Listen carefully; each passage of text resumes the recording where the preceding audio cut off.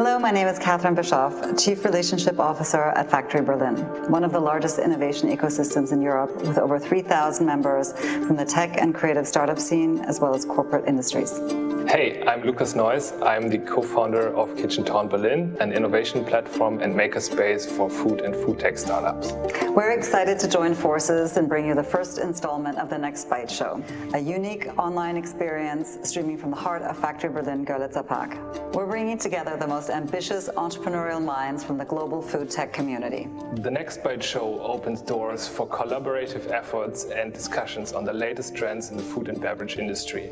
Today you'll meet some of the CEOs from your favorite food and beverage brands and be the first to hear about some highly anticipated innovations happening in the food tech space. Circular thinking, alternative protein, tech solutions and hospitality are some of the hottest topics on the menu. So there's a few ways to get involved today. It's not just about listening and watching along. It's about engaging in a conversation about the topics just mentioned. So get ready to ask those burning questions and have a chat with our guests today.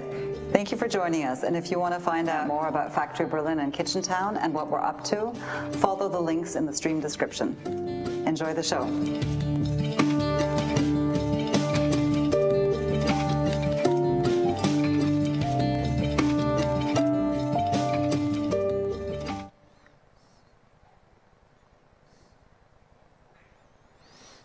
Good afternoon, everyone, from Factory Berlin, and welcome to the Next Bite Show. First of all, we want to say sorry for the delay. COVID-19 really disrupted the event scene, and of course, bringing up something like this with the technology can cause problems. But now we are here, and KitchenTown and Factory Berlin put up something very special for you today. In the next hours, we will have different panels with very interesting guests, and we're going to talk about tech solutions in the food industry. We're going to talk about circular thinking and sustainability. We're going to talk about alternative protein, and finally about hospitality. We will have different formats in order to keep this as interactive for you as the viewers as possible. So we will have live polls during every panel. For this you have to go to slide.do, or you can find the link in the YouTube description and enter the password there, Next Bite, with a tall N and a tall B. And in the middle of every panel we will have the live poll starting, a question which is focused on our panel. We will also have a Q&A with every discussion where you can post your questions or you can join our discussion in a Zoom meeting room and be part of our session here at the table. So let's start with our first panel and our first guests. Patrick Deufel, Head of Business Development for Infarm. Welcome. Hey. Hey. Thanks for having me. It's cool. Let's take a seat. Good that you're here. Thanks for coming. Patrick, before we start talking about you and Infarm, you just told me some good news. Like you collected a good amount of money. Can you tell us something about this? Very nice coincidence, very well timed. In fact, yes, we announced our Series C funding round today with $170 million that we secured in this round. Congratulations. Which fuels us for growth, and yeah, it's good news. Cool. So I think especially as head of business development, there will be a lot of money also for you to grow your business, right? I wish, and yesterday we had a great session internally, and focus number one is bringing the square meters of growing outside there, whatever it be. We are now in 10 countries, and yeah, enough money to bring the square meters of growing also close to you, hopefully soon. Really, really cool. Maybe for our viewers, in like 1 or 2 sentences, Infarm, what are you doing? So Infarm is a vertical farming company. That means we innovate the way plants are grown, and we bring those innovations closer to the consumer by growing farms in urban areas. That means you as a consumer can benefit from products that is really close, grown close to your home. Now we have 50,000 square meters of growing already all over the world. Food doesn't have to travel so much anymore. That's our mission. That's good. And where can customers already find your products, and how do they identify it? So currently, customers can find us mostly in supermarkets. Cool. So here in Berlin, for example, we started with Metro, Edeka, but now are also working together with Kaufland and Aldi. In the UK, we started with Marks and Spencer, but we also are in the US. So many retailers where you can go. You can check out online on infarm.com where you find your nearest farm. Cool. And taste the products directly in the supermarkets. Cool. So I can definitely recommend that. I saw it at Metro during the lockdown for the first time, and it's a cool experience to see it and also to shop it. Maybe something personal. We saw that you worked in Mexico, you worked in London and Indonesia. Why did you decide to come to Berlin and be here now? Yeah, interesting question. So during my studies, I think it was the first time that I came here to Berlin with my friends, and I felt a very special vibe in the city, very international, very open-minded, but still close to family. I'm a father of a 6-month-old baby, and it's always good to to be close to family. Yeah. So it's a very powerful combination of local spirit, but feeling a little bit the global spirit as well here in Berlin. Cool. And especially looking at London and Berlin, which country or which city would you personally recommend for young innovators to work from, like to gain a network and experience?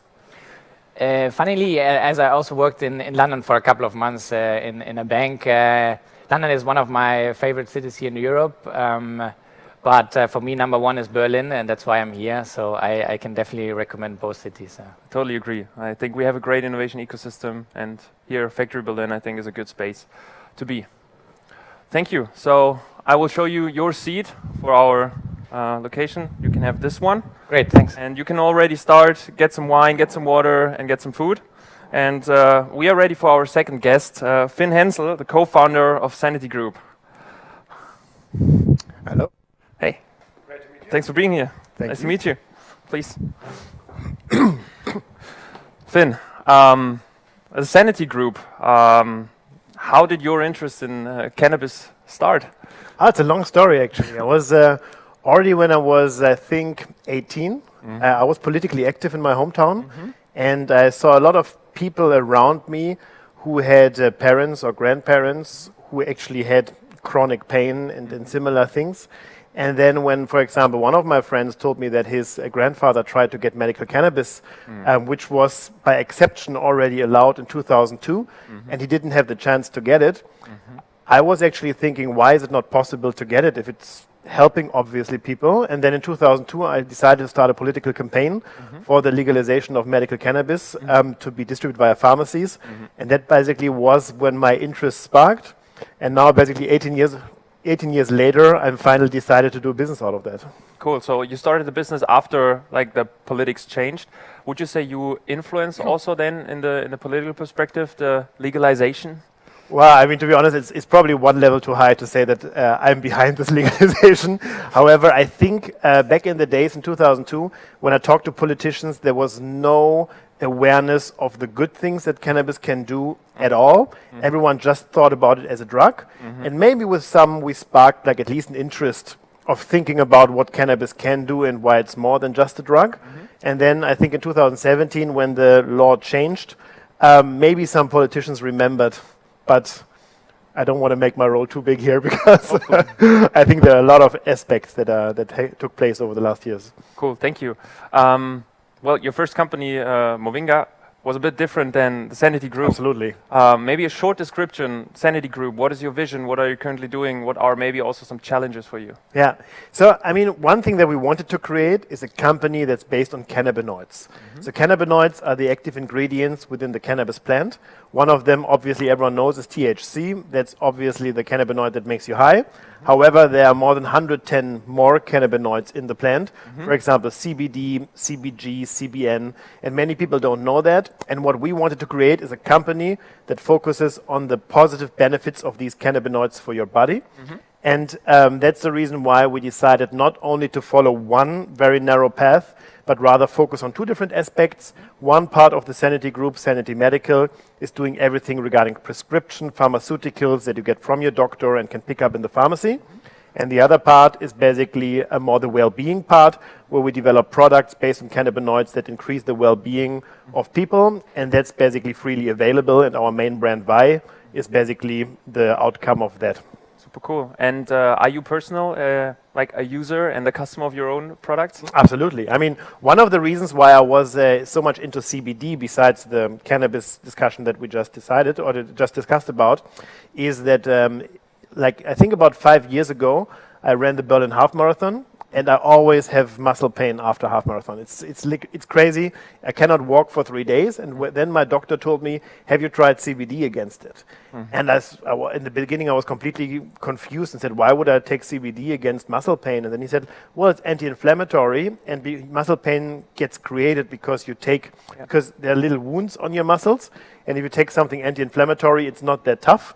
And then I used it for the first time. I was super happy. I mean, I still couldn't walk smoothly next day, but much better than the years before. Yeah. So that was one of the main reasons why I thought about let's have a CBD business as well, and not only the medical business. Yeah. So yeah, I'm a regular consumer of my own products, if that's the question. And I can just confirm that. I do a lot of sports, and I really feel a difference in CBD. And you can also see a difference in data when it comes to recovery of your body, like the system of your body. And I know, I'm not allowed to tell the name, but I know that a doctor who is the doctor of a German soccer club that just played in the Champions League, now you can guess which one, is giving to his players CBD drops after each training.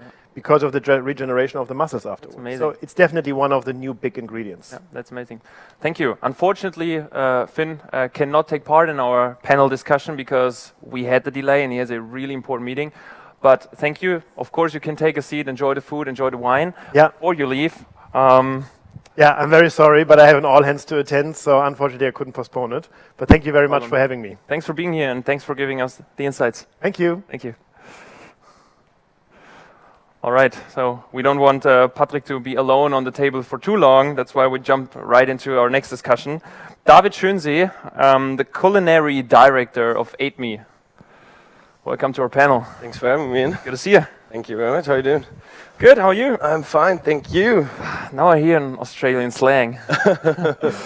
So, culinary director. Yes. That's different from the roles that we saw here. Yeah, kind of. What is it? What is it? I guess my background is I'm a trained chef, classic trained, working since 14 years in every sort of gastronomy you can imagine, from doing caterings to fine dining. My new role is, I would say, really different to the things I did before, but still cooking, which is my passion, which is the things I love to do. But now it's developing recipes for robots. Recipes for robots. Completely out of my world before I did it, but now I'm here. And I think that's a pretty new thing for every chef we could think of. I guess so, yes. So Ate Me, you said like preparing recipes for robots. Can you Yes. dive into that just a little bit? Of course, Ate Me, just imagine you have like a massive fridge. Yeah, a massive fridge. Inside of this fridge you have like 2 robot arms.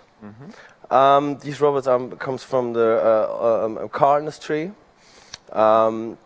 And these robot arms preparing food. They can't cut. They can't like dice things or whatever. They just like, they work with already prepared food. Like we're going really into this bowl dishes, which quite in common in our time at the moment. So these robot arms working independent from each other. His job is to take a pot. The pot gets filled with a protein, a base and a sauce. Then it's stuck on an induction plate, it gets heated up. After a few minutes, the other robot arm comes with a plate in his hand. The other one takes the pot, fills the plate up with the food.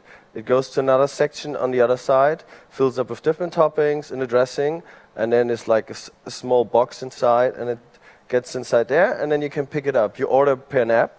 So like the idea is you sit in your office and you know, okay, my lunch break is like half an hour. You already have your profile now app. Then you order your food and you come down 5 minutes after your lunch break starts and your food is prepared. That's super interesting. But for you, is it sometimes weird to have a robot as a colleague now? Because you said you were and are a traditional chef. Yeah, let's say it's something new. Everything has to change. Yeah. Everything has to change, and then it's not. We not want to like replace a restaurant. I guess like my background, of course, is cooking, but I guess like everyone still enjoys going out and eat. We don't want to develop new restaurants. We want to get go in a part of cooking where it's a good way when it goes faster and when you always have the same quality, always the same amount of food, which is like nothing compared to what I did before, of course, but still something I guess we need in our time. Okay. And we also talked about Australia, that you came back like Yeah. some weeks ago. Which food ecosystem do you like more? Like Australian cities or the German? And let's focus on Berlin, because I think the rest of Germany can be a bit I boring. would say I think you can't compare it, because Australia is an amazing country. You have like every climate zone where you can imagine. You like everything where you want to grow, you can grow there, and you have seafood, like one of the best seafoods in the world. But I'm still like a good Wiener Schnitzel. I still like a really good goulash from my grandma, or like Leber Berliner Art. It's still one of my favorite dishes. So I think every city has, or every country has its own favorites. So I would enjoy both, I would say. All right, thank you.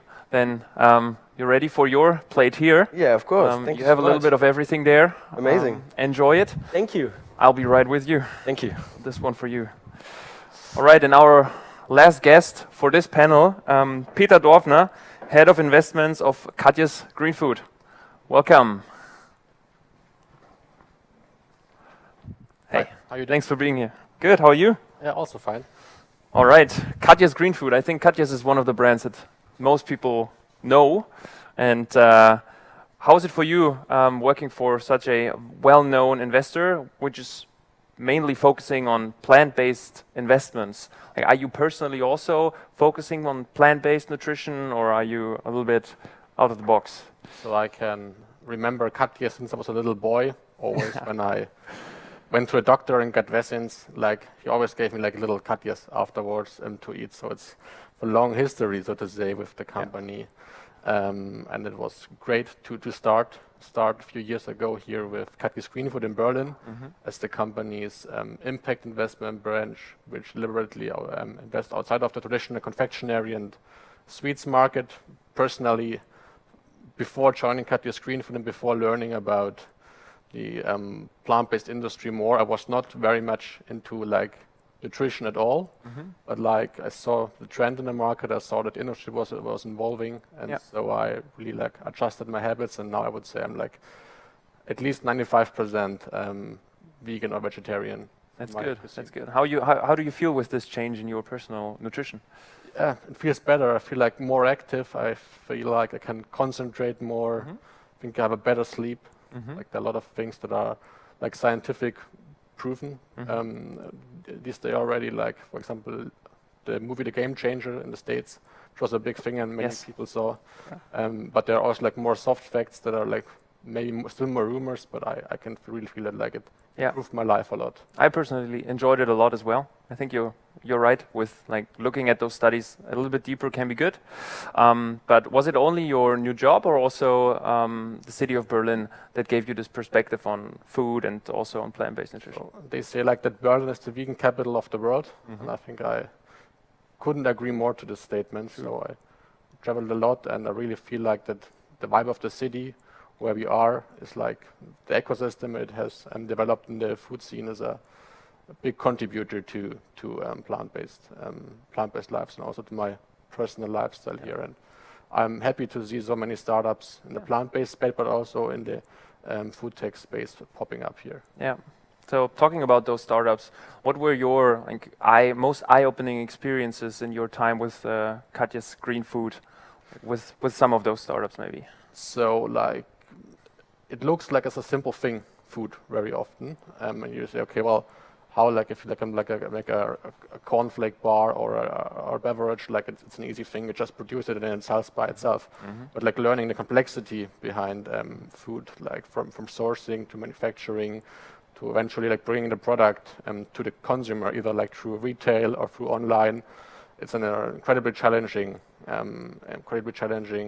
objective for every founder and also for the investors and the stakeholders involved in this process. And like, it's great to see that the industry, like be it like e-commerce or be it like retail or be it like even like the co-packers, co-manufacturers, have evolved that much over the past years to really enable and empower these brands. And like, as you can see, there are like so many incubation programs, not like so many corporate accelerators, so many like retail programs for startups that really help these companies a lot. Yeah, cool. Thank you so much. With this said, we can move to our panel and finally start the discussion. So this is your chair. I see you're already quite comfortable. Yeah, plates are half empty. Half empty. Cool. Once again, thanks for being here, and once again to all our viewers, thanks for joining. Our first direction, technology. This panel is called Technology and Tech Solutions. Especially in Germany, people sometimes see technology as a threat. And we want to discuss this question a little bit. Is it a chance or a threat? And maybe to you, Patrick, new ways of farming in supermarkets, using technology to change the way we produce herbs and stuff.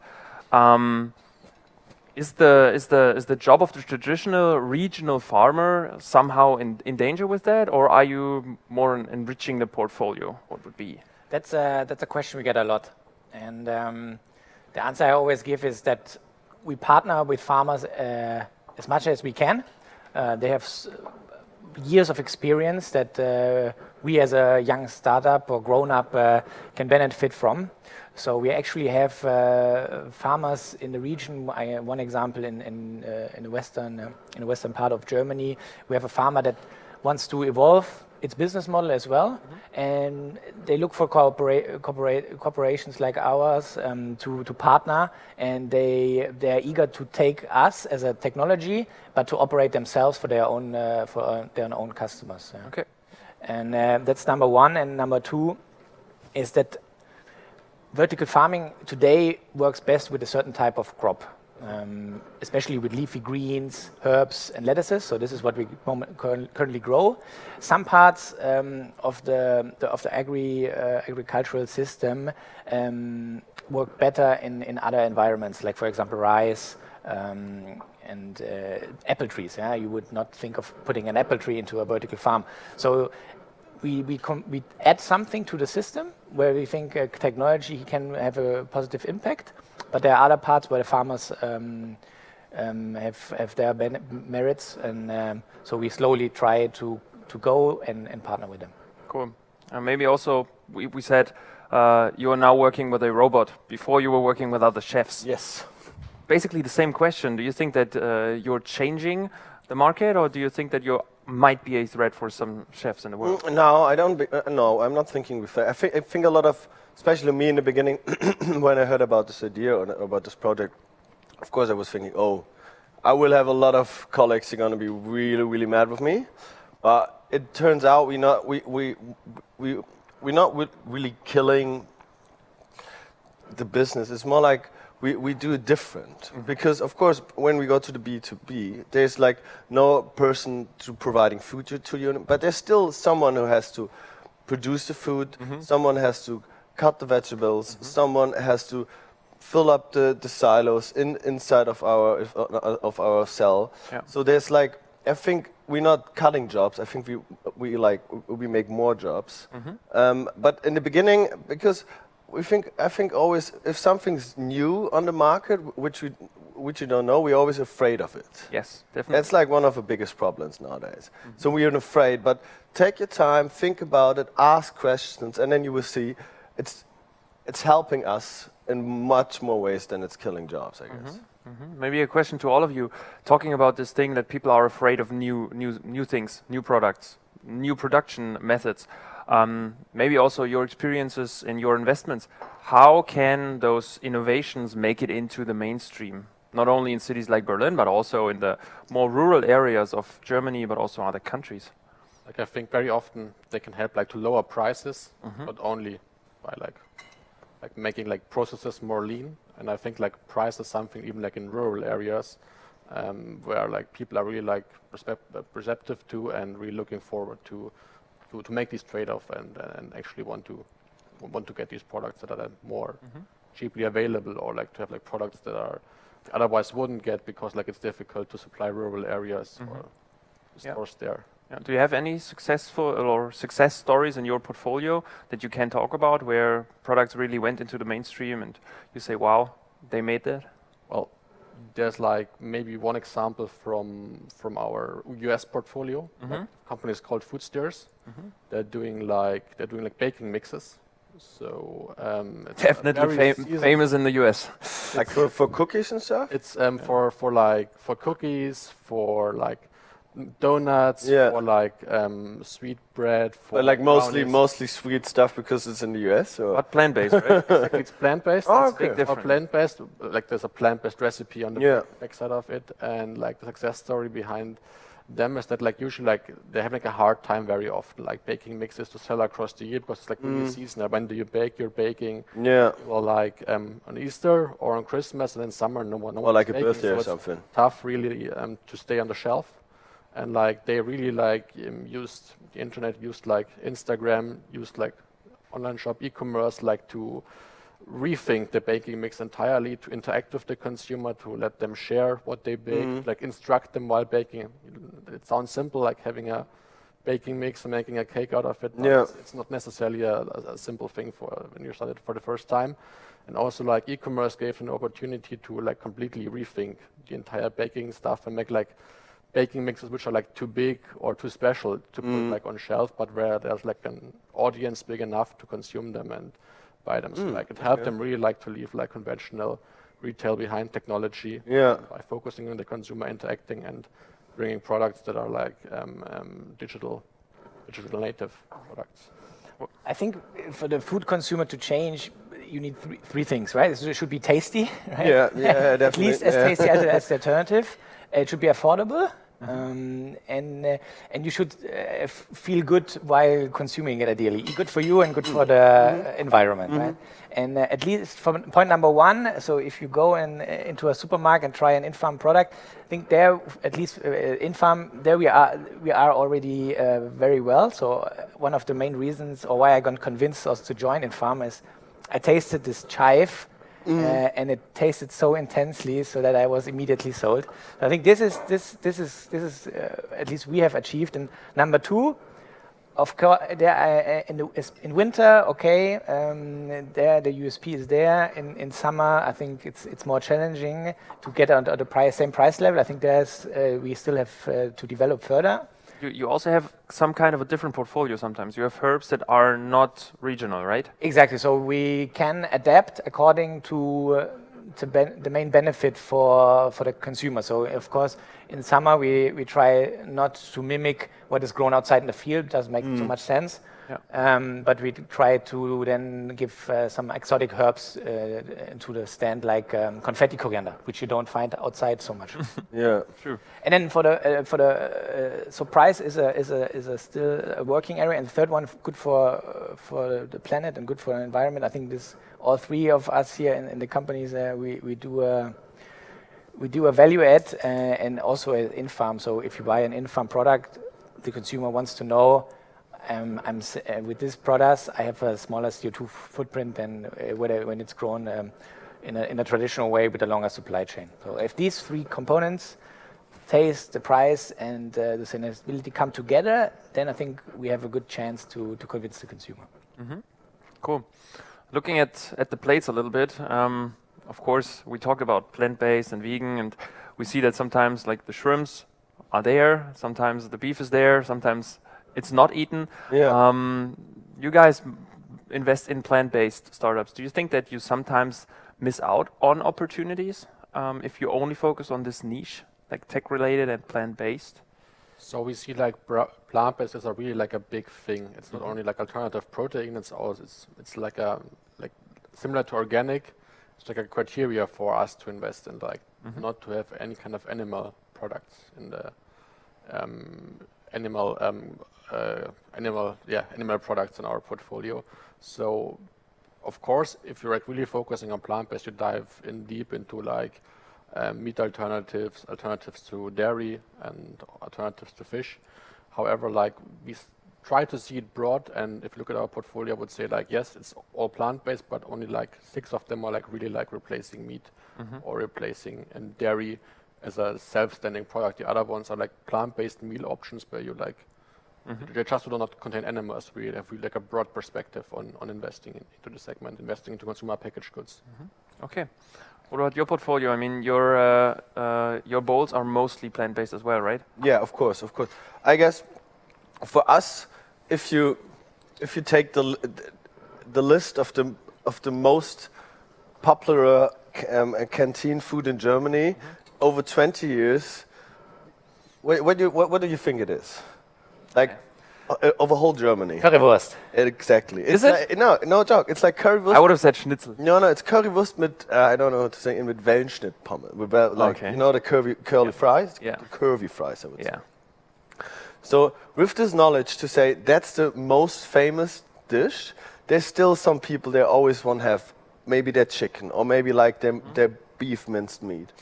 But in general, I consume meat, but I had this period in life where I was just trying not to eat meat at all, and I completely feel the change. Yeah. I definitely felt the change after just 4 weeks without any meat in my life. I feel much more energetic. I feel like, of course, when I work out, I don't need a lot of sleep, but during this period, it was just amazing. So I think, and also for me, is it something new nowadays with this new job, because before I was like working between like 10 and 12 hours minimum a day, didn't have a lunch break, and now I have a lunch break for an hour, sit down, consume food in a completely different way. And we talked about it before. For me, now it's important, if I eat something, I want to be full, but I not want to be filled up. Yep. I always describe it like the sushi thing. You know, if you eat really good sushi and it's really proper nice sushi, you eat like a bunch of nigiris and sashimis, whatever, and well, that's a massive amount of food. Just don't go to all you can. Yeah, but you're not rolling out of the restaurant. Yeah. True. That's like the same thing I'm trying to do with the bowls. And of course, it's a lot of plant-based because you need like nutrition during your lunch break. But sometimes you're like hungry for a nice chicken, or you want to have like a classic spaghetti bolognese. So I think you always have to give the people the choice. But if you put it down on only one meat item on the menu and you have like 40 bowls, but only one chicken you can choose, up to you. Yeah. You can have it, but you don't have to. But we always give you the opportunity. Thank you. So, as mentioned, we're now opening our live poll. So on slide.do once again, or in the description of the YouTube live link, you can enter it, and with the password NEXTBITE, tall N, tall B. Our question is: imagine you would be Katja's Green Food and you would invest in startups. In which company of the 3 we have here, so Infarm, 8Me, and the Sanity Group, would you invest your 100,000 euros? Sorry that it's not 170 million, but we would really like, after the first some minutes and intro talks, which company do you think is really something you would put your money on and invest? And you will, at the end of this panel, we will look at the results after the Q&A, and then we will see who is the favorite company or person. Maybe some people also like the people right here. So please go to the live poll and share your opinion with us. Give us an advice. Yeah. I think it's all plant-based, right? And somehow tech-related. Yeah. Yeah, so maybe a good fit. Cool. We talked about the mainstream already, but influencing the mainstream is also a big thing, I think. And you talked about using influencers in social media. If we look at your herbs, for example, how could you, or how could also we as people who like your products influence the mainstream a little bit to try out new things, to trust those new processes? You said the social media influencers, but also maybe some more ideas or some more experiences.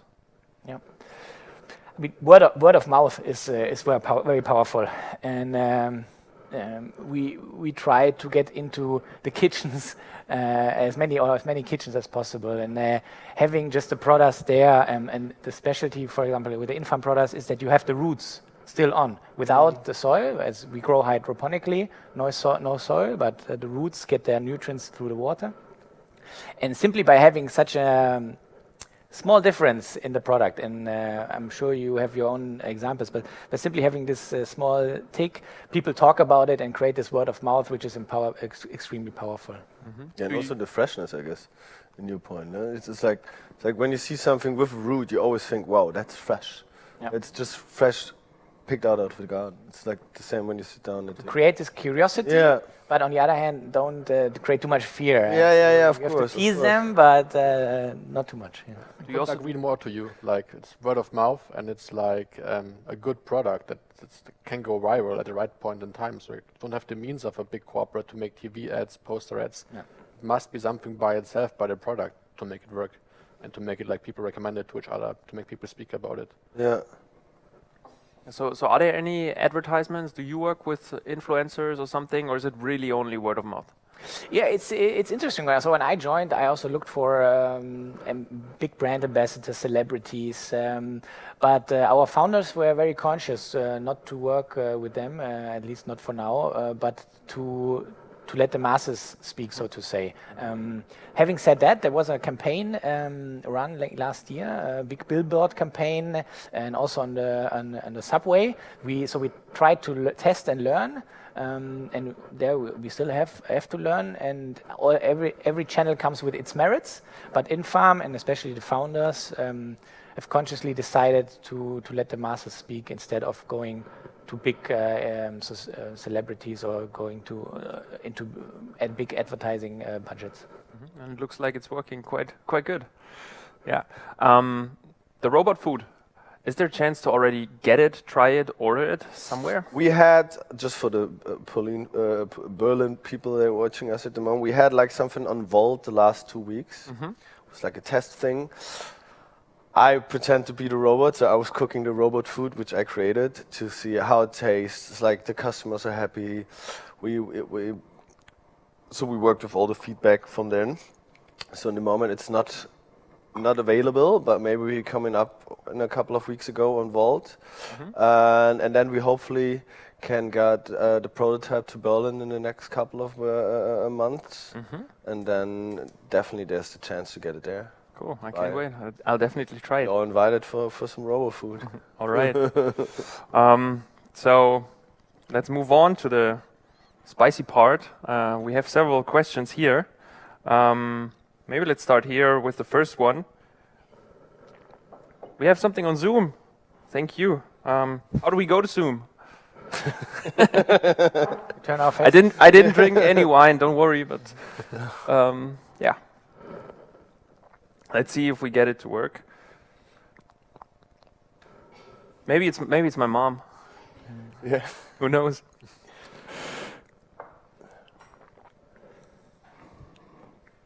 All right. So technology is not on our side today. First question: why did AidMe decide to focus on cooking bowls with the robot? Why bowls, not? Why bowls? So, doing my research in the beginning, it's quite hard to. Let's start different. A bowl. What is a bowl? A bowl could be everything, right? A bowl could be a bowl full of rice, but a bowl also could be a bowl full of stones. It's a bowl. So we said, how you put the most of nutritions and also carbs and proteins in one dish. Just make it a bowl. Everyone calls it a bowl right now. But it's also just like a nice salad with some rice in it, or it's a pasta salad. So, but bowl, I would say, is like the mostly common word for it. If it gives us the good way to describe it is what I described before in the introduction. This one robot arm is mixing 3 ingredients. It's the sauce, it's the protein, and it's a base. It could be chickpeas with rice and curry sauce, for example. So after this one is already mixed and heated up, you have like, when you imagine a bowl, you have like a mixed up warm base inside of the bowl. And then you add some cold, already diced vegetable, for example, like a cucumber, some carrots, some peas, and some spinach. And on top you add some dressing. That's the chef speaking. and then you already have like 3 different dishes in one bowl. Yeah. And you already have like nutritions, you're feeling healthy, and then you mix it up again, but you still have like the rice on the other hand, so you're satisfied and you're full for the next 4 hours, hopefully. Yeah. By the way, after the event, we should talk about getting in-farm herbs into the 8 meal. We have to definitely talk about this later. Please get a robot for factory. Yeah. Because I love bowls, honestly. Question to all of you. What are actions in order to get customer insights and track customer experience? How would you synchronize your findings with the product development team? So in our case, as I said earlier, we are in so many different supermarkets, and there we have the voice to the customer 2 times a week, because our growers, that's how we call the people that maintain the farm and harvest the plants, they are in the supermarket 2 times a week and get customer feedback, but also the feedback from the supermarket food and veg department head. And they pass on to our customer service partners and then to our product development team, so that we have these feedback cycles. And there we get info like, okay, this chive was extraordinarily well, or why does the chive have this brown stuff on top? And we say it's normal. Chive grows like this in nature, but large farmers they have to Cut it off. They cut it off, and people don't know it. That's how you interact and you get better. So a voice to the customer definitely useful. Like, I can only speak for consumer packaged goods here, but like there's good feedback and there's bad feedback. If you want to like collect bad feedback, look at your Amazon page. Like people who are like posting, they're usually they're mostly complaining about Especially in Germany, right? So like there are a lot of 1-star ratings if something didn't work out, which was maybe not even your fault. If you want to have good feedback, like offer them samples. Say like, tell me what's good. Tell me about the feedback just in general, and receive a free product afterwards. Only like people who really want to have your product afterwards. Yeah. Actually do respond to you, and usually they're like convinced and you know what's really well, what makes you outstanding, what can be your USP. All right. So do we have any chance to get the people from Zoom into our kitchen right here? There's no one there, but there was someone. Is that right? Don't be shy. I mean, we would like you to try our food, but that is not possible right now. Well, we just said the German market and those ratings, and we also talked about mainstream. Are there any specific insights when it comes to launching a new food product in the German market? Is there anything special about our home country here? I'm just like I said before, I'm pretty new to this business. I just can't say how it was in restaurants. Okay. But I think because for me in restaurants, people want to come there to eat our food or eat mine food, so everybody was always quite happy about the new dishes on the menu. I think you maybe know it better, but how it is to launch, like, it is also a thing I want to ask you before, because I know in-farm only for like you said before, like herbs and salads. Is there also something new coming up maybe? Yeah. I don't want to tell too much here, but we're definitely working on new types of products. Also, products are not only green. Okay. No, for now we have only green ones. But you would think that launching herbs and salads that you have known forever is easy, but everything comes with a peculiarity on it. So, for example, now that we installed our farms, there are a lot of questions. People say, okay, because you can open the door to the right, people think it's a fridge. Then you start telling them, no, it's not a fridge, it's a farm. And, there's roots on. Do I have to plant it? No, you don't have to plant it. You can consume it right away. So you can't. I think you cannot be creative enough to think everything ahead. Sometimes you just have to experience it, and we come back to our previous question. Incorporate the consumer feedback. Okay. I think you have particularly good starting conditions here to launch a product, because like you never, unless you make an app for something, but even like in this case, but like starting with anything physical, you need someone who's doing the production for you, the co-packing, whatever. You have like a strong Mittelstand culture here, like these medium-sized businesses who are like really like open also to collaborate with smaller ones, which really helps. And then like even like launching a product, bringing it to the consumer, like our retail system, speaking again from retail here, is still quite fractured. So like there's a chance to start make launches like in only like 35 or less markets with a new product, like InFarm, for example, go to all Edeka stores in Berlin and start it there, or like go to All Natura, other like kind of organic channel retailers and put your high priced new starting product there. You can manage it, you can like monitor it, you can learn a lot.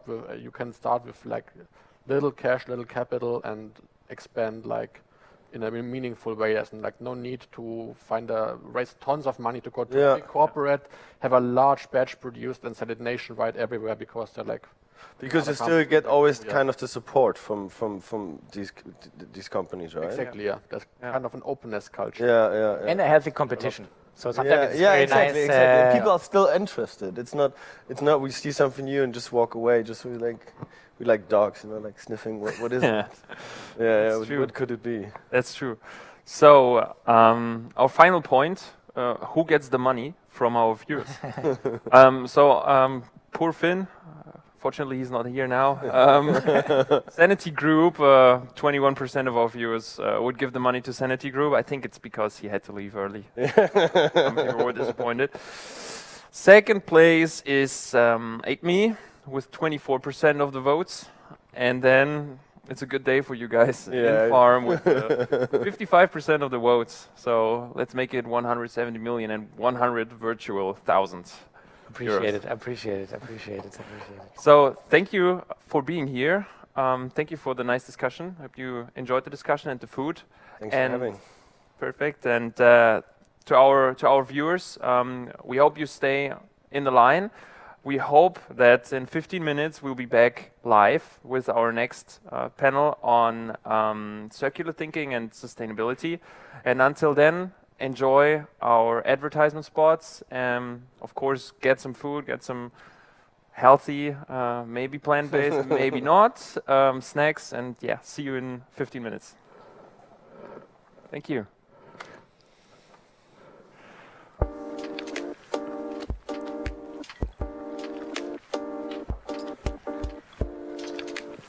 11.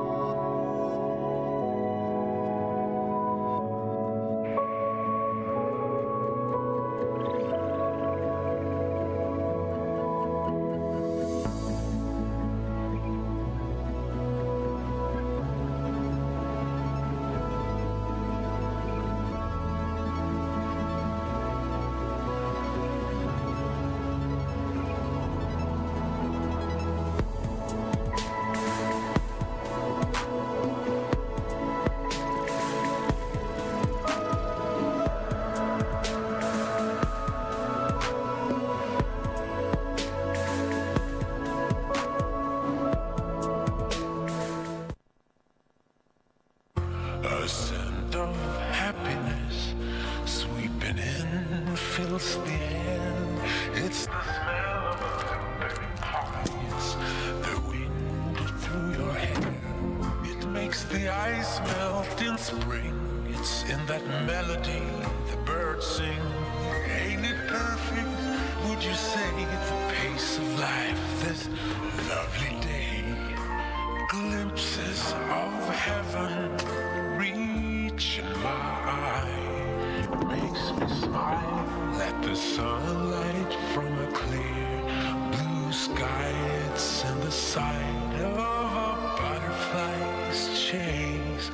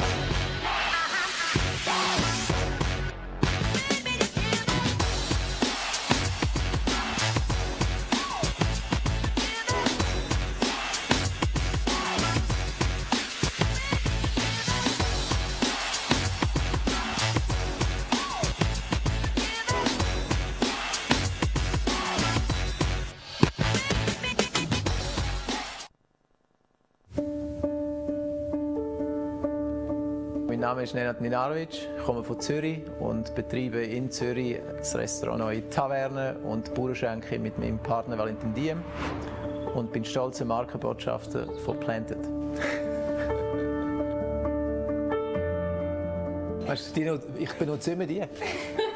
Planted Chicken eigentlich am besten. Für mich persönlich jetzt. Das Pulled finde ich noch gut. Auf Tortilla drauf, als Taco.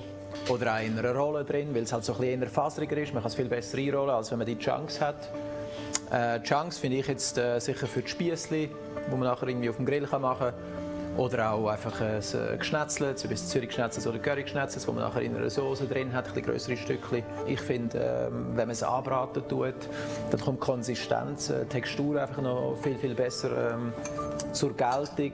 Aussen ist es crispy, innen ist es so ein bisschen weich, das Faserige kommt dann auch viel besser zur Geltung. Aber es ist so vielfältig einsetzbar, also ob jetzt grillieren, braten oder wie vorher, wo wir es auch im Rezept gemacht haben, kurz frittieren und nachher mit einer Soße noch mal richtig schön saftig machen. Es ist so, für mich ist es ein limitless Produkt.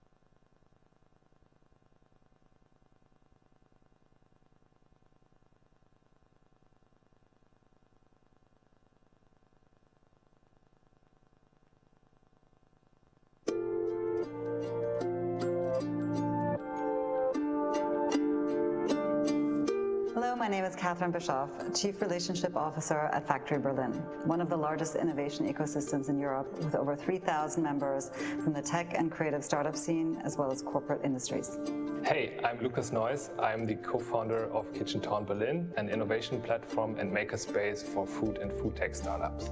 We're excited to join forces and bring you the first installment of the Next Bite Show, a unique online experience streaming from the heart of Factory Berlin Görlitzer Park. We're bringing together the most ambitious entrepreneurial minds from the global food tech community. The Next Bite Show opens doors for collaborative efforts and discussions on the latest trends in the food and beverage industry. Today you'll meet some of the CEOs from your favorite food and beverage brands and be the first to hear about some highly anticipated innovations happening in the food tech space. Circular thinking, alternative protein, tech solutions and hospitality are some of the hottest topics on the menu. So there's a few ways to get involved today. It's not just about listening and watching along. It's about engaging in a conversation about the topics just mentioned. So get ready to ask those burning questions and have a chat with our guests today. Thank you for joining us, and if you want to find out more about Factory Berlin and KitchenTown and what we're up to, follow the links in the stream description. Enjoy the show.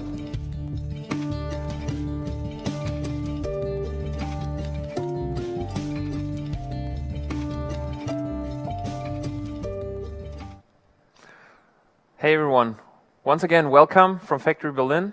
For our online viewers that just dialed in, welcome to the Next Bite Show, and for everyone who's back after the advertisement break, welcome back. For our new viewers, we today have several panels. KitchenTown and Factory Berlin brought up a exciting show talking about the future of the food industry. And in the next hour, we're going to talk about circular thinking and sustainability. In order to keep this as interactive for you at home or at work as possible, we have different forms of actions for you as well. We will have a live poll, and you can dial in at sly.do with the password nextbite. After a part of our panel, we will ask you a question, and we will be very, very interested in your thoughts on that question. We will also have a live Q&A where you can either post questions online or you can join our discussion via Zoom and be part of our discussion here at the table. So let's jump in our second panel today, which again is circular thinking and sustainability. And as our first guest, I want to welcome Jonas Bieber, who's the co-founder of Dörrwerk. Hi, Jonas. Hi. Good to see you. Let's do it this way. How are you? Let's take a seat here. Thanks. Yeah, fine. How's it going? Yeah? Cool. Well, we found out that you dedicated your work life and the topic of food waste quite early, in 2014, I think. Food saving was anything else than common back then. How did your interest in that topic, where does it come from? How did it start? Well, I started just with a very basic idea that I studied business administration. And classic. then I thought there must be a business opportunity when you throw away resources that everybody normally could use. So that was kind of the entrance point that I took into all this food waste business. Okay, and I mean, what we learn in business administration is that resource is one of the most important part of any company, right, and of any economy. So what was your professional background? Did you come straight out of university, or did you work on something when you started working in this field? Yeah, I was working already. I had a completely different focus. I was working as tango dancer. Wow. Okay. Here in Berlin, and before I had then 3 years of real estate. Also in Berlin? Yes. All right. Are you originally from here, or did you move here? Yes. Yeah. Ur-Berliner, how we call it Absolutely. in German. Third generation. Yeah. So, do you think that Berlin also influenced you in this perception of seeing that food is really wasted? Because honestly, I grew up in Bavaria, and when you like have a house and a garden, you see your own little portion of waste. But did Berlin and such a big city influence you as well? Not really. I think Berlin had more an influence on the part of thinking stuff differently and finding answers that might be unconventional. But not that much in the visuality of food waste. Okay. Maybe a question into your business focus, because we will discuss with several companies here right now, and what we saw is that you focus on food waste at the beginning of the value creation cycle. Why did you choose this part and not in the value creation maybe a different part of it? What is special about the beginning? What we try to do is we try to design products that we can sell in shops and to retailers. And we realized that if you want to be successful with this in Germany, you need to create a certain volume. And once fruit is distributed, it gets really hard to kind of build big batches again. It's mostly too expensive when you kind of lead the raw material back into a production.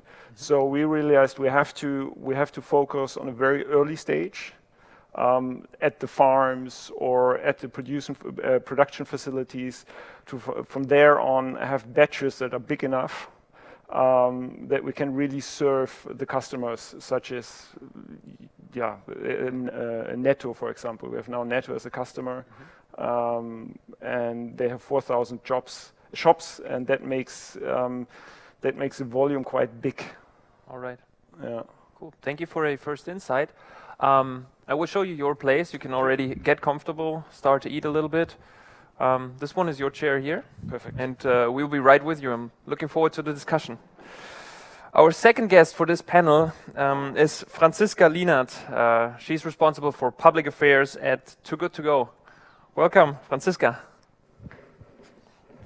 There's only virtual applause today. Hey, thanks for being here. Thanks for having me. How are you? Good, thanks. Yeah, you're enjoying the good weather at the end of the summer? Yeah, today was not as nice as the rest of the week. So. Cool, but still, it's sunny, it's not raining. Yeah. Could be worse. Yeah. We just heard, going into food, but studying business administration, you're also in food and reducing food waste, but you also studied something in a different way, right? Yeah, so I have a master's in communication and culture management. And well, in the beginning, I was more on the culture management side of things and really wanted to bring sustainability into the event culture. Cool. But then I thought, maybe I can do even bigger things, and how can I use the communications degree in a better way? So I decided to go for focus more on the communication side. And yeah, that's how I got also into Too Good To Go. I'm working in communications in a broader sense since the beginning. I started with PR there, and then I slowly got over to public affairs, awareness campaigns, stuff like that. So I think that's something that you can use in any kind of businesses. Yeah, definitely. Sustainability. Definitely. That's a super interesting path, and I think it's also a very interesting part of a company like that. Maybe short, I think many viewers already know Too Good To Go, but maybe if you could describe this amazing name and also the amazing company behind it. Yeah, sure. So we're at the moment the leading company in fighting food waste.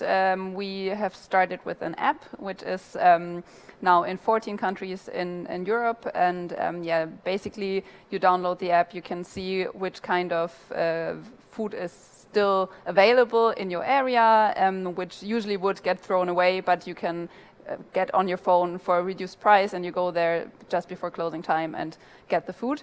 And this is what we build our business on, but now we kind of have expanded on this. So we built a food waste movement, which also entails working with politics, with businesses, with households. Yeah, so we kind of expanded on this and kind of see it in a holistic way and not just in the gastronomy center. Yeah. Really cool. Sector. So based on your product and based on your users that you already have, you created a movement on top. That's really impressive. Well, talking about users, I got introduced to Too Good To Go by two of my working students. Are you personally also a Too Good To Go user? And what is your favorite niche of products? Definitely, I'm a user. Yeah, no, we're all pretty avid users at Too Good To Go. we share the food constantly that we get at the stores. So yeah, for me, it's a good mixture between foods that is already produced, like from restaurants that I really like, or even bakeries that I just all put in my freezer, and for 2 weeks I have bread all the time. That's a good idea. Yeah, That's a really good idea. That's a tip for you against food waste. And then, yeah, obviously, because I like to cook a lot, the supermarkets are also a big favorite for me. I definitely want to try hotel buffets when they're back, like in full, in full mode. No, yeah. Going there late. Cool. Well, thank you for the short intro. Sure. Also, I want to show you your place real quick. That's this one here on the right. Yeah, perfect. Also, you can get comfortable. We have some white wine if you want to have some. You can just take it. Water. We'll be right with you. Thanks. All right. Our third guest for this panel, Alexander Holzknecht, country manager of Potatoes in Germany. Hey. Hello. Good to see Hi. you. Good to see you. Thank For you all very for all the viewers who saw the advertisements already, that's the cool spot, which I think where you really show how food can be wasted in a different way. Yeah, glad you like it. Yeah. Cool. I definitely do. So honestly, we discussed some things about private life. When we did some research about you, it was pretty hard to find something on your private life. You have a hard separation. Do you want to have it this way, or is it just it's not your interest to share? Yeah, actually, I haven't really thought a lot about that. So it's just maybe I'm not too much about sharing, but not because, yeah, I think it's maybe not too interesting. I don't know, but in the end of the day, I'm coming from Austria. Okay. I grew up in Innsbruck. Okay. Lived there, studied there. So skiing, hiking. That's basically what we do. Yeah. Yeah. And and I live in Berlin for 10 years now. 10 years. Yeah. What do you like more, Austria and the nature, or German's capital? It's really, you gotta have both. Like, right. it's really, you can do a lot of cool stuff, of course, in the Alps. They offer you a lot. Yeah. But then again, Berlin's super exciting and never gets boring. Yeah, but definitely it's hard to be far away from the mountains. I feel that. Like, we were 2 hours away from the mountains, and now Berlin, like Prenzlauer Berg is not really a mountain. Yeah, you know what? It's always like you always discover that when you don't have it anymore. Yeah. So back then it was just that was like normal to go skiing and don't do it if the weather is not nice. Yeah. Today that's no longer possible. So that's where you really discover that you were missing out on something. True. So you already shared some information. Maybe one fun fact about yourself, like a private one. A private one? Private fun fact. I used to. Maybe you don't ski? No, I do. I do ski, I do snowboard, and I played guitar in a heavy metal band. Okay, so heavy metal. Yeah. I don't see that at all. No, but I had long hair back then. Yeah? Yeah. Okay. So that's definitely definitely that's definitely interesting. Yeah. Cool, thank you. Potatoes. You're a country manager in Germany. Where does the company come from? And maybe a short intro. The company, it exists for a little over 5 years now. It started in Stockholm, in Sweden. And the story is really, I think that's the cool thing. It started by 3 guys founding the company, and one of them, he was just a shop owner. So he owned a retail store and was selling food, and he discovered what's going wrong with so much food going to waste. Yeah. And that's when they just were teaming up. They didn't know anything about e-commerce in the first place. They didn't know how to set up an online company at all. But they were just going for, you know what, let's tackle that issue. Let's see where it takes us. And actually got a bit surprised by how big of a topic it actually was, and about how much of an impact they were able to make. And so Sweden got quite big, and then they expanded to Finland and Denmark. Yeah. And this year they decided, okay, now let's take on the challenge and open up Germany. This year is a good year for online shopping, right?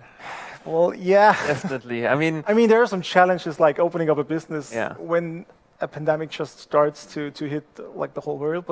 But other than that, yes, we're like, it did work out quite good. All right, thank you. Before I bring you to the table, to all our viewers who like Vegans as a brand, I saw that you have a lot of products from Vegans online, and you can save a lot of money when you order there. Like, You can definitely, yeah. I'm almost done with my list. So. This is your place. I'm sorry. This one here. Also, enjoy the food if you want. Get something to drink. Thank you very much. only 4 minutes left, and then we can start to discuss. Our final guest on this panel here is Sophia Wessling, co-founder of Frische Post Berlin. Welcome. Thank you. Thanks for being here. Hi. Please Thanks take a for seat. inviting me. How are you? How was your day today? Good. Busy as we are Busy? preparing the Berlin launch. There are a lot of to-dos. For example? For example, organizing our warehouse. What else? Closing our investor round. That's just 2, but I can name you 100 if you want. Wow, no, those are 2 really interesting ones. Thank you. Well, you're with Frische Post. You're some kind of a newbie in the food scene. How did you decide to be part of the food game? So personally, I'm in my private life, I'm a food lover since ever. So foodie, yeah, has always played a super important role in my life. I spend a lot of time eating, cooking. So yeah, for me, a lot revolves around food. Also, a lot of social life. So. Yeah, and I've known Frische Post since it existed, or it started 6 years ago. So I followed the journey. Yeah, and so now I decided to combine my private passion for food with the super exciting project of Frische Post. Super cool. And how do you feel now? Like sometimes it's dangerous if you combine your hobby and what you love with what you do for work. How is your experience right now? Do you still love your hobby that much? Yeah. Or even more? Even more. No, I mean, yeah, there's always a balance of how you combine your private life and professional life. But I feel like in a startup, it's always a kind of a blurry line anyways, because you spend so much time working. So you better make sure it's something that you like to work on, right? Because then, yeah, it doesn't feel as much as work, I guess. So yeah, I can say that I worry I will like food less in a few months or something like that. That's really good. Happy to hear that. Well, if you look at Frische Post also as an intro to the company, how is it different from, for example, like Rewe Online, where you can order to your door, or also I think Kaufland was doing it, but they're not doing it anymore. What is special about Frische Post? So for Frische Post, what is really special about the whole concept are the products. So we deliver fresh food from local producers directly into the city. So be it to your home, but also to your office or to a restaurant. So it's really about the products, and yeah, that differentiates us, I guess, from the main mass retail in food business. Yeah. Okay, cool, super. Then I think we can start our discussion and start our. Yeah, it's almost dinner time. I take the last seat. Yeah. Yes. Me as well. So, do you have something to drink? Do you want something? Water, wine. Water. All right. So what we just saw with our first panel, the more comfortable we get, the more fun it is for us. So. There are no viewers, there are no real guests, but the cameras, of course, are on. Our first topic, I have to be honest, when I started using Too Good To Go, it was for the discounts, honestly.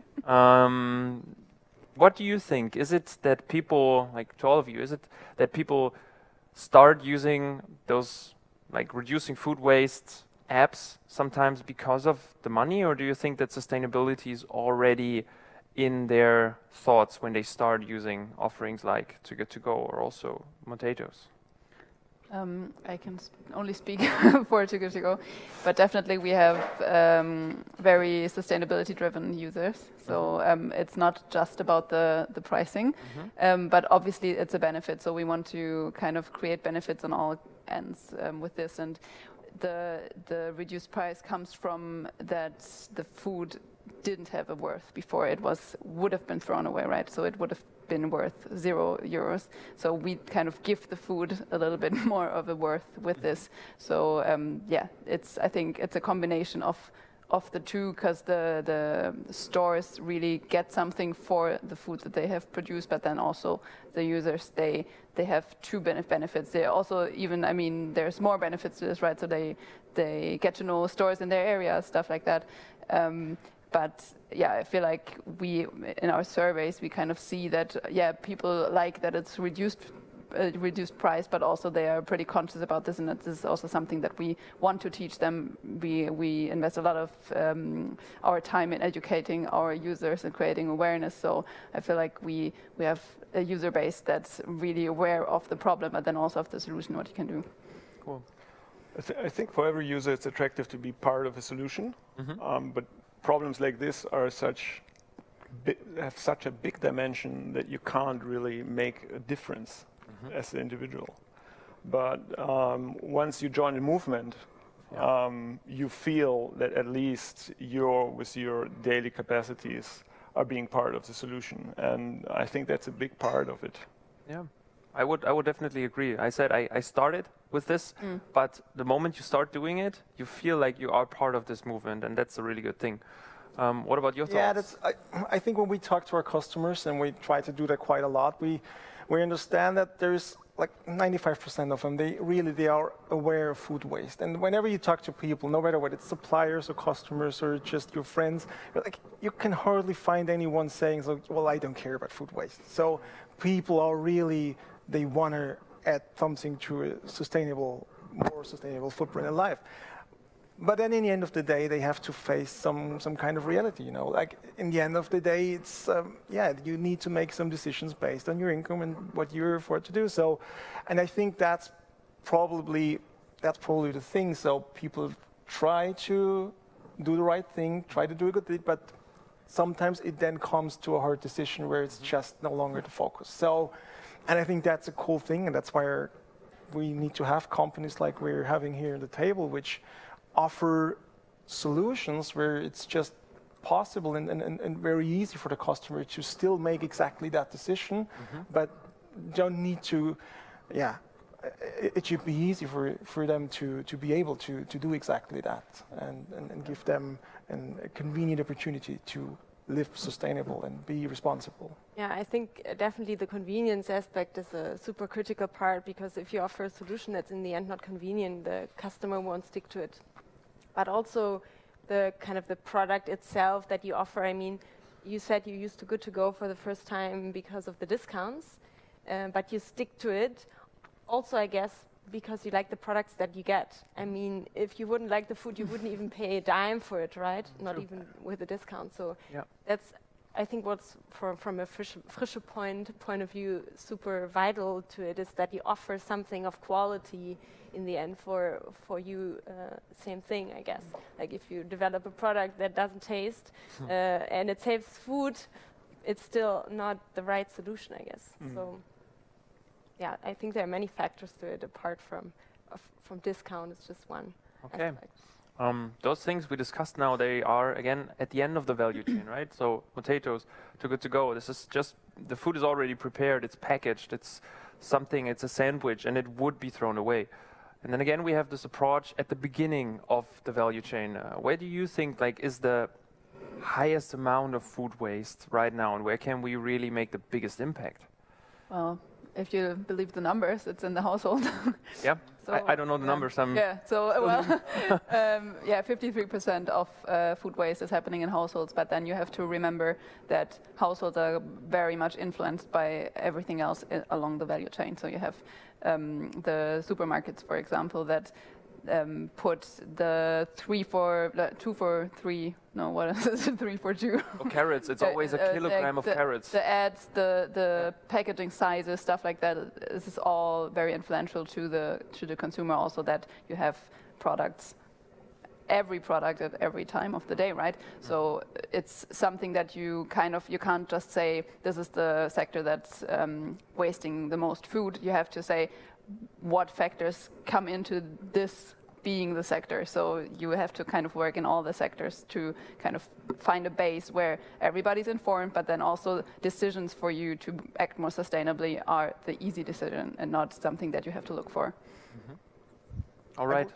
I believe that's super important to understand. I mean, the problem is huge, and you cannot just tackle it from just one perspective. So that's the thing, and probably it would be too big to aim for getting rid of food waste. But it's really, we need to break it down, see where does food waste happen, why does it happen, because most of the time we then discover it's not happening because no one cares again, like everyone cares, it's just there are no good and efficient ways to solve it.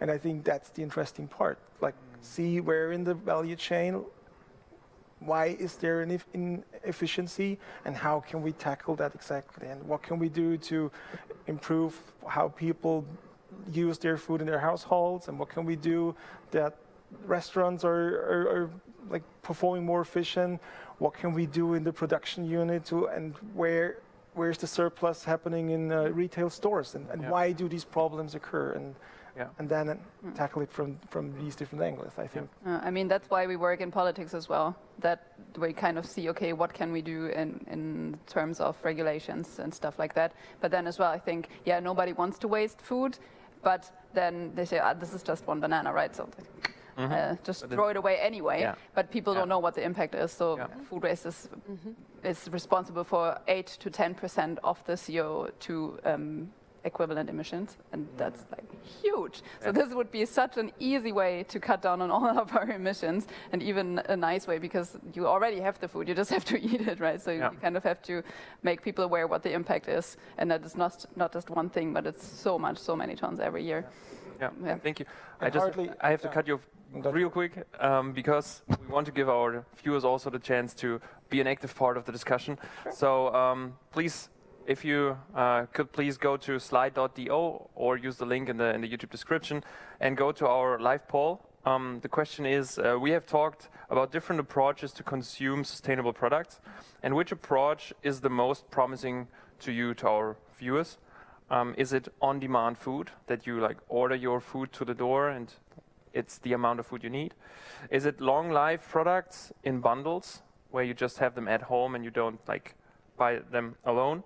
Is it products made from products in the beginning of the value chain, so reducing food waste where maybe some potatoes or something that don't look too good are thrown away? Or is it the direct purchase from the farmer?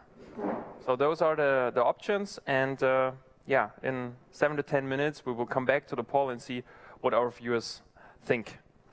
So sorry for interrupting. If you want to pick up where we were, that's perfect. Otherwise, we also have other topics. What do you prefer? You can go your answers. All right. All right.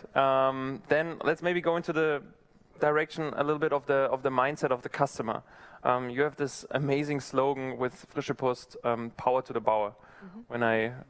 Which for our English viewers, power to the farmer, which doesn't sound that cool, but it still means the same.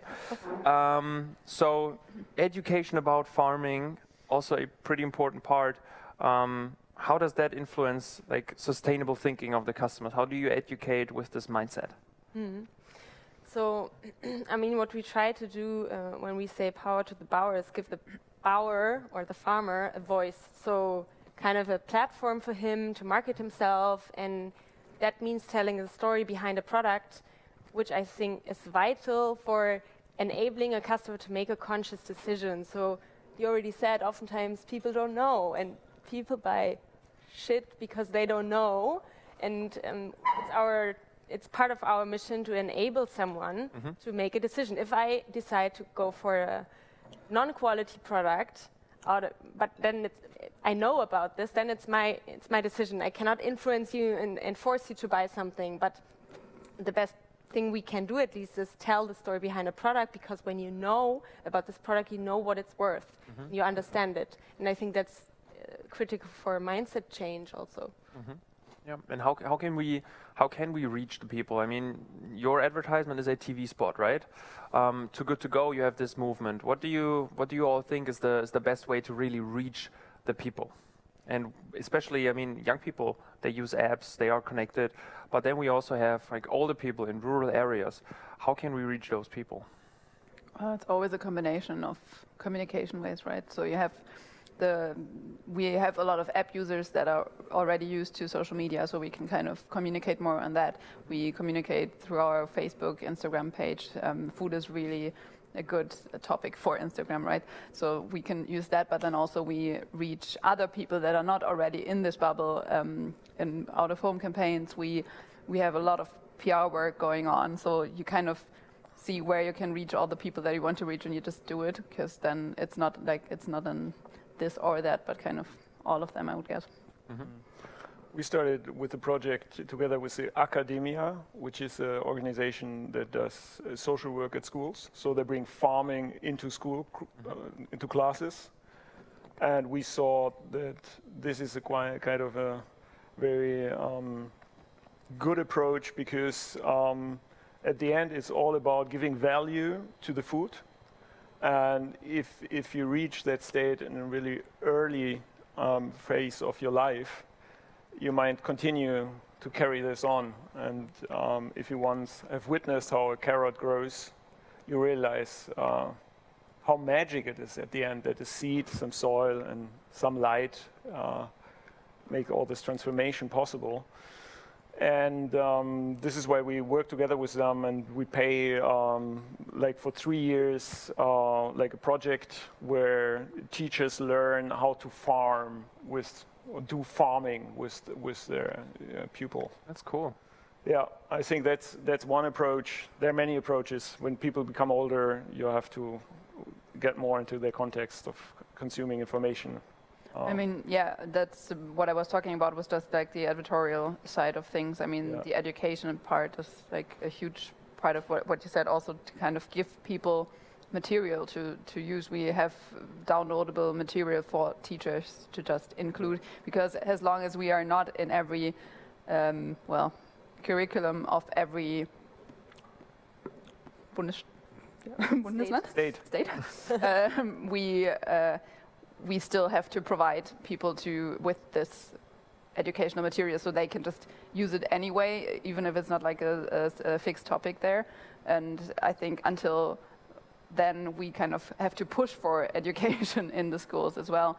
We can do just as much as companies, as Academia, for example, as you do, or in our work with the Q&As, with these speeches, talks with the students, workshops, stuff like that. But then again, you have to have like a real sustainable foundation that you can build all of this on, and then you can bring all the people and all the great companies and everything that we produce into the schools, into the universities, and use it on top of that. But shouldn't also the government be like doing something like this, or are they doing a lot? Or yeah, that's what I mean. All I mean, companies like you guys. It's a state business education, so you kind of have to reach all of them. We try to do this, but also we are demanding stuff from our general government, our federal government.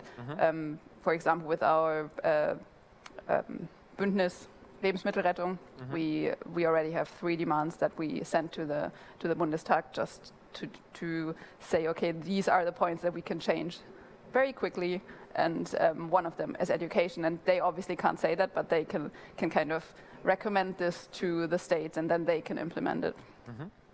All right. You said something at the beginning of our one-on-one interview, that you saw a huge problem that can be solved. This is like the entrepreneurial mindset with business administration in the back. Is there money that can be made in reducing food waste? And is it like a good thing to make money with this kind of business? What do you think? Definitely yes. Yeah? Yeah. Yeah. So based on your past, with your experiences? Absolutely. Yeah. Yeah.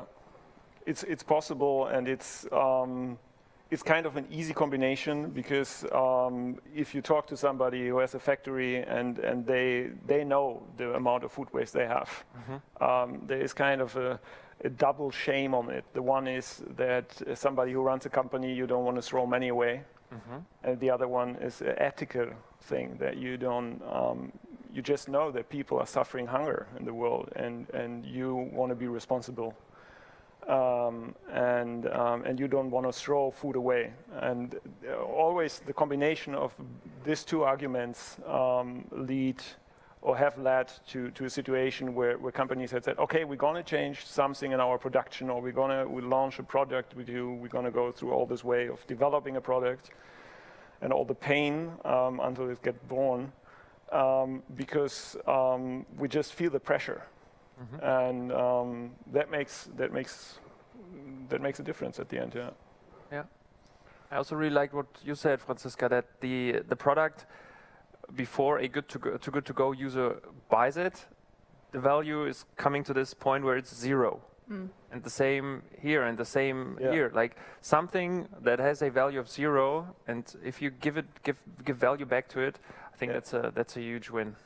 Also, I think in speaking on like the economical character around it, I think it's very important to see, okay, we don't have to leave business to the, maybe not that ethical businesses, right? We can have the whole economy and we can build something beautiful out of it. We can build something that is of social value for the whole society. So it's more of a vehicle to make money, so you can kind of build up this and grow this movement, so more people can save food on this part, and not as a reason to do it, but as something that now a lot of people can work day to day and not just on a volunteer basis on this. Yeah, cool. And here we have a guest. Welcome to our discussion. Hello, I'm Mark from Crowdfoods, the agri-food startup association for Germany, Austria, Switzerland and Liechtenstein. Cool, we see it in the bag. Yeah, a little bit. I have a question to all of you. First of all, thanks a lot for sharing all these insights and to organize this event. It's really amazing. Really appreciate that you share all the insights. A question to all of you at the table there. You're talking about food waste and circular economy, but I had a look also at your startups and really like that, what you do, but it's all dealing with products of mass consumption. So wouldn't it be the better way if we just switch everything to a local business? That's the question. Well, we have somebody focusing on local business here. Yeah, I mean, that's what we're trying to do with Zwischenpost, right? Put the focus on locally produced food and bring that from out of the city, around the city, into the city, not only in Berlin, but in Hamburg and other areas in Germany.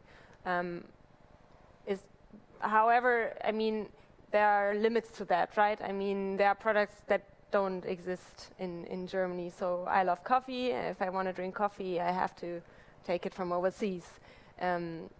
So I think it's limited, but we definitely see also a trend due to Corona to support your local, and that also includes locally produced food of any kind. But it's limited, I guess.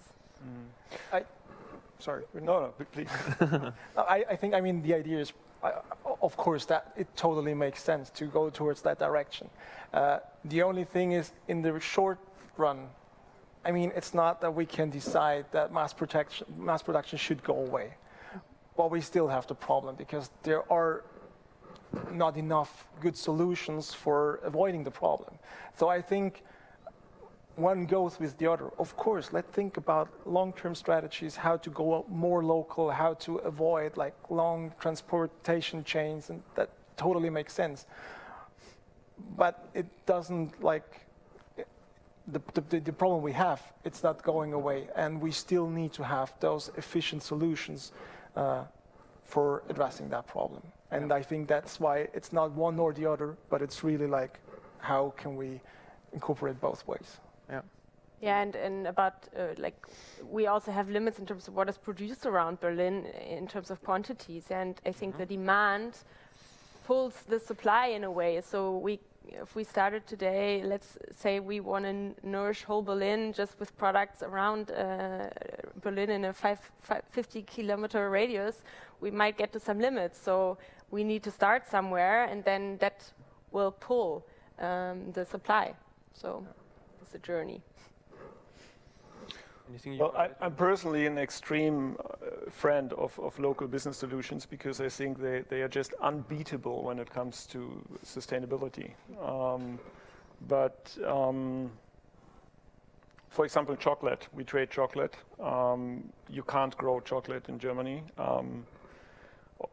and people will continue eating chocolate because they love it. So there are certain areas where when you look into it in a more detailed perspective, it just gets too complex. You have to accept that there are contradictive, this is my point of view, that there are contradictive forces, and you kind of have to endure the tension of it and say this is the reality that we face. And I think what would be really great it would be great when we would be more transparent with many things, especially when it comes to food waste. There is no law that forces companies to kind of show the amount of food waste they produce. And that would be a big change because then kind of automatically the sources would kind of flow differently. Yeah. Thank you for your opinions. I think if we sum that up, on the one hand we need this regional and local movement, but on the other hand we do have this mass market, and there we have this huge opportunity to just reduce food waste in so many different ways. Thank you for joining our discussion, and thank you for your question. Thanks a lot to you guys. Thanks also for the answers. Cool. Really. Stay safe and stay healthy. You too. Thanks. Right. Bye-bye. Bye. Cool. We have one more question here online. How does circular thinking influence product development? Maybe for the products that you have in your stores. You said that, for example, you have vegans products. Do you think that your offer that you take those products into your portfolio with a discount, do you think this also influences their product development to see their food waste? Honestly speaking, I can't say for sure. Okay. What I see is that people are really asking for it. And I think that is quite clear that people are asking for it more and more. I mean, not saying that we're there yet. And I think the major part is maybe not all conscious decisions what people purchase, but we really see that this is something where people are interested in. So I believe it will influence that. But All right. Any other opinion? I think packaging is fast-moving consumer goods and packaging. That's just one of the major points. We have a chocolate that is packed in home compostable plastic. If you look into it really deeply, you will realize that everything is a compromise. Yeah, like always. It's just the truth. But we are evolving. Like, we are trying to do it better. And for me personally, when you have fast-moving consumer goods, it's really the biggest problem is the packaging, because you only use the product once and then you throw the packaging away. For example, all the packaging for cheese there is no way to recycle it. You can just burn it. Yeah. I think then you will like the answer to our live poll, because our viewers voted. And again, the question was, we have talked about different approaches to consume sustainable products. Which approach is the most promising to you? And with 63% of the votes, it's a direct purchase from the farmer. Because it's local, you can buy the amount you need, and hopefully in most cases it's without any plastic packaging. Right? Cool. At this point, thank you for the discussion. Thanks for being here. Also to our viewers, once again, thank you for being online and joining us on Zoom and asking the questions.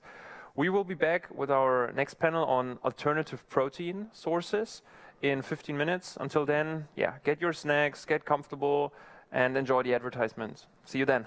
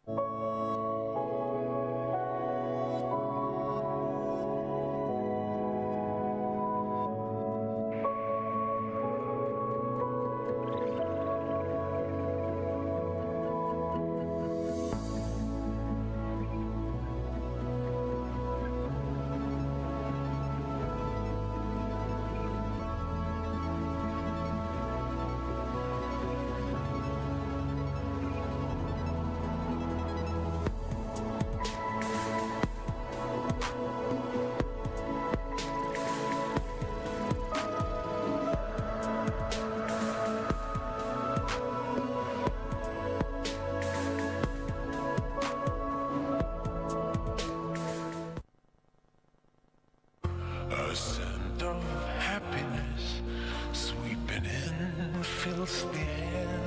It's the smell of berry pie. It's the wind through your hair. It makes the ice melt in spring. It's in that melody the birds sing. Ain't it perfect? Would you say the pace of life this lovely day? Glimpses of heaven reach in my eye. Makes me smile at the sunlight from a clear blue sky. It's in the sight of a butterfly's chase.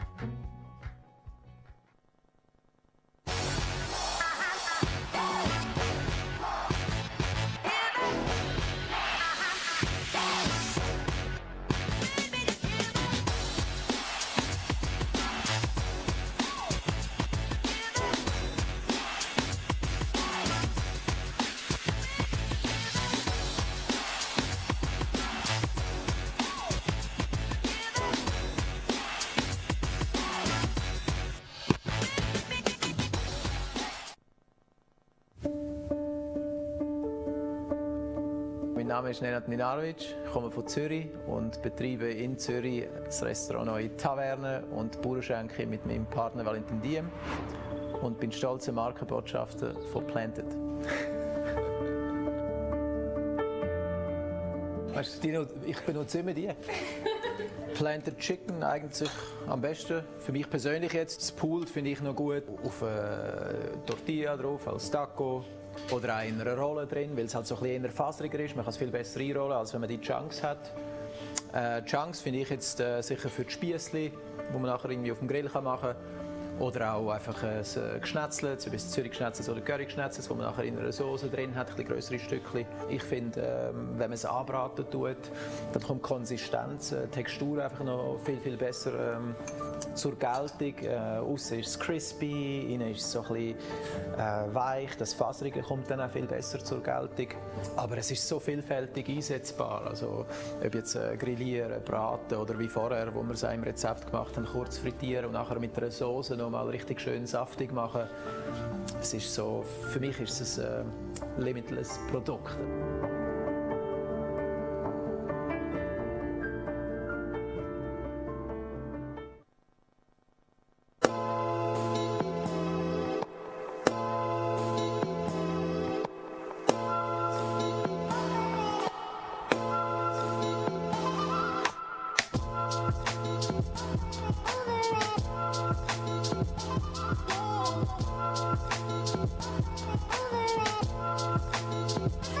Oh,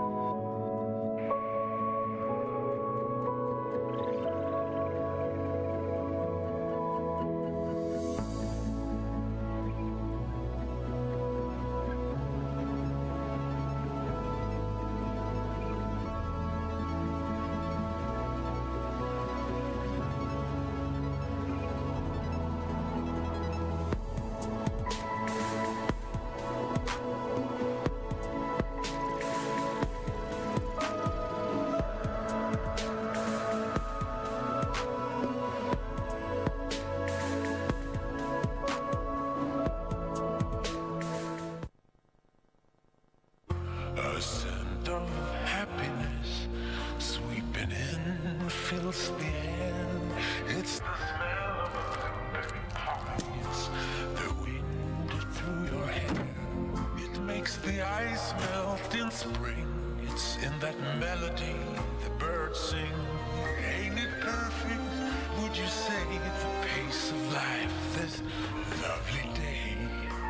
Glimpses of heaven reach in my eye. Makes me smile at the sunlight from a clear blue sky. It's in the sight of a butterfly's chase.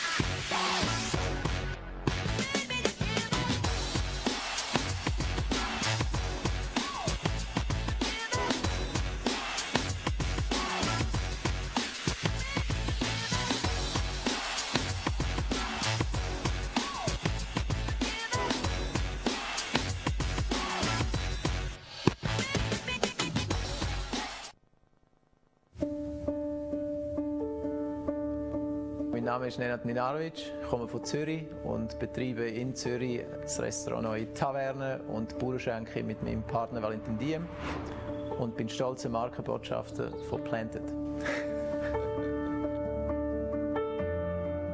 Weißt du, Dino, ich benutze immer die. Planted Chicken eigentlich am besten. Für mich persönlich jetzt. Das Pool finde ich noch gut auf Tortilla drauf, als Taco. Oder auch in einer Rolle drin, weil es halt so ein bisschen eher faseriger ist. Man kann es viel besser einrollen, als wenn man die Chunks hat. Chunks finde ich jetzt sicher für die Spiessli, die man nachher irgendwie auf dem Grill machen kann.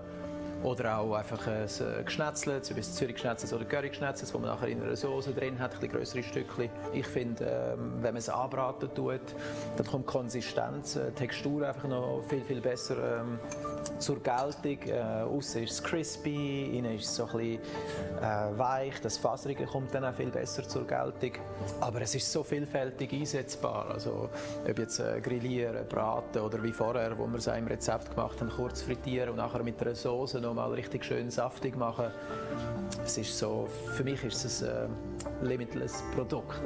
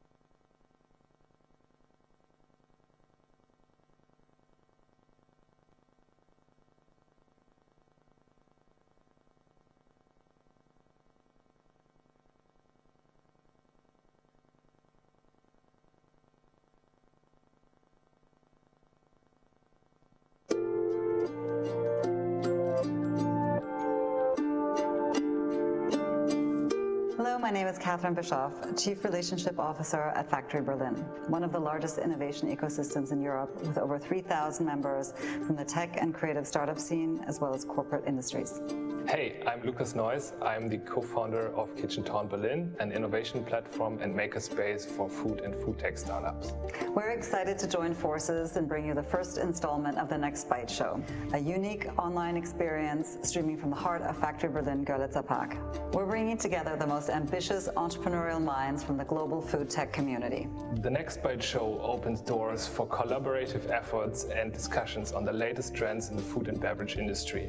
Today you'll meet some of the CEOs from your favorite food and beverage brands and be the first to hear about some highly anticipated innovations happening in the food tech space. Circular thinking, alternative protein, tech solutions and hospitality are some of the hottest topics on the menu. So there's a few ways to get involved today. It's not just about listening and watching along. It's about engaging in a conversation about the topics just mentioned. So get ready to ask those burning questions and have a chat with our guests today.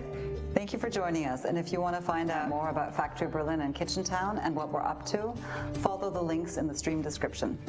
Enjoy the show.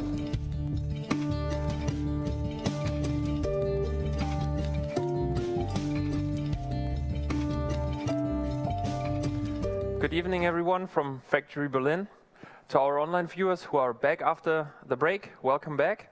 And to our new viewers who just dialed in for the next topic, welcome to the Next Bite Show. Factory Berlin and KitchenTown brought together a very special event today. We discussed the future of the food industry, and in the next hour we're going to discuss the topic of alternative protein.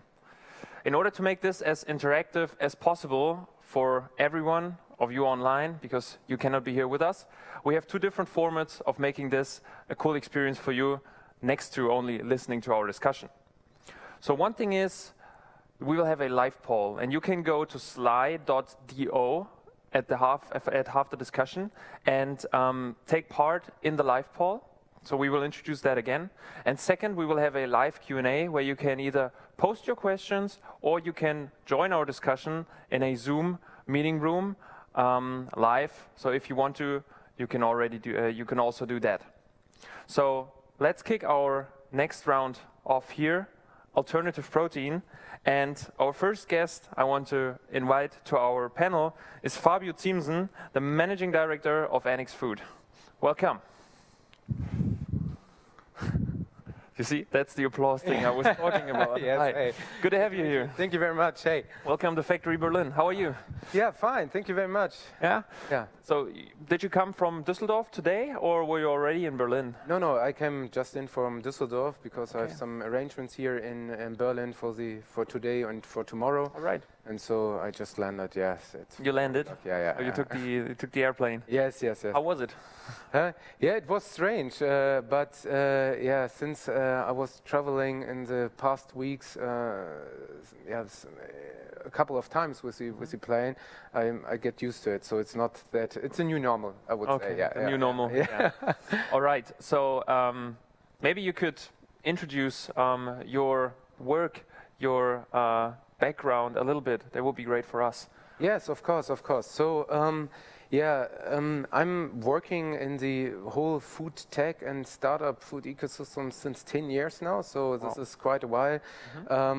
And when I started to look into this new food ecosystem, I would say, my major focus was always on the online grocery part. So back then I started with the eFood blog, and we had here in Berlin the Next Generation Food think tank. This was 6 years in a row. We did the biggest food tech event back then.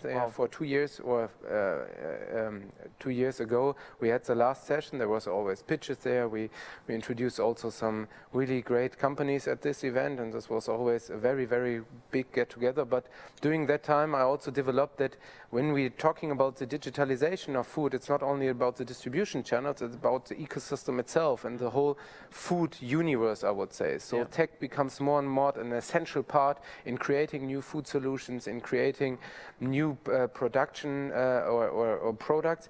And this is why the whole focus of my work has also developed. So, and when I joined Metro 5.5 years ago, they asked me to as the head of food e-commerce, to look into this online grocery sector. And I said back then, if we really want to have an innovation department that is focusing on the food topic, we need to look a bit broader. We need to look vertical. We need to look into different areas. And this is how I also define my work, always questioning the status quo. And today you had also Infarm here. This was one of my biggest and first projects when we did when we developed the in-store farming concept together with them here in Berlin. I saw it the first time at Metro. Yeah. This is. I mean, it was the first time that a vertical farming solution was in a store. Yeah. And you see how the whole journey went from there. And this is how I also have some kind of motivation to always identify the newest solution which are in the market and to create some new concepts with it. Cool. Yeah. I already love your motivation, and I'm really looking forward to discussion. Yeah, thank you. Maybe a personal question. Those sneakers are really nice. It's a special edition, right? Are you in the sneakers game? No, not. I wouldn't really say. And this is just. I went to the store and they said, "Hey, this is a pair of sneakers." It's not the regular white stance no. that everybody's wearing in the innovation ecosystem. It's something special. Yeah. Thank you very much. Yeah. Yeah, I'm just being honest. Yeah. Cool. All right. I'll show you your place. You can already get comfortable, and we'll be right with you. So this is your place. You have some wine there, you have some food there. Well, no technology on the table, but we will get the technology going. All right, so our second guest for the panel of alternative protein is Pascal Biri, co-founder of Planted. Welcome. Thank you. Hey, good to see you. Yes. We have to stay and keep the distance. For having me. No, of course we do. Yeah, good to have you here. How are you? Good, thank you. Yeah. Did you enjoy the sunny day in Berlin, or did you just? It was colder than expected, but of course I looked at the weather forecast, and that was more or less prepared for this. So we just had a short chat, and you say you're looking for a place in Berlin. Do you currently have a place for Planted in Berlin, or are you still searching? How far are you in the process? We are looking for office space. That's correct. We're at this moment expanding into Germany. We are opening our web shop soon, in a few weeks. Let me know. I will, certainly. So yeah, we were a food tech startup from Switzerland. Yeah. 1 year ago or so, a little more than a year ago, we started selling our product, Planted Chicken, in the restaurants. And when Co-op approached us about a year ago, we weren't ready yet, but in January we started. Quite a success in Switzerland. I'd say a pretty good product. Mm-hmm. And when you're from Switzerland, it's a small country, and you start looking abroad. It is a beautiful country. Yeah.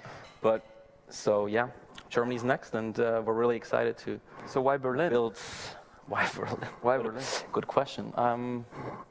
I think there's a lot of innovation here. There's good people here, but I think there's a lot of good people in a lot of German cities. Yeah.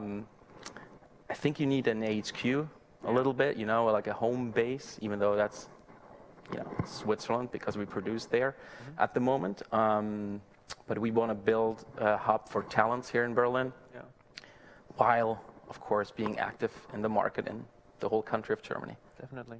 Cool. So you will have a lot of other interesting companies to work with here, definitely. Yeah, I'm looking forward to it. Yeah. So let's talk a bit about your experience when you enjoy food. Do you cook a lot on your own, or do you go out to eat? Do you order food? How does your private food experience look like? A lot of convenience, and I'm not talking ready meals, but when you're traveling a lot or working in different cities, you tend to have sandwiches, and I'm really. About a year ago, I was like, we need to get the vegan game into convenience more. Yeah. And so. I mean, your product is just you open it and it's almost ready, right? Yeah, you can eat it exactly. So I'm really proud to say that 2 weeks ago, Brezelkönig, which is one of the biggest I would say sandwich place in Switzerland with about 100 locations started serving a planted chicken sandwich. That's amazing. Fantastic. Like at every train station, you can have a that's good. Convenient vegan sandwich. It's also good for you. Fantastic. Exactly. Yeah. But I enjoy cooking, and I think taste is the most important thing when it comes to food. Nobody will eat anything if it doesn't taste, or drink anything for that matter, if it doesn't taste right. Price comes right after that, I guess. In certain countries, a little bit more than in others. But taste is really, really important. Right. So we're. And I'm personally, I enjoy food, and I think people can see that. But you need time to cook. All right. Thank you for the first discussion. I will show you your place as well. It's this one here on the right.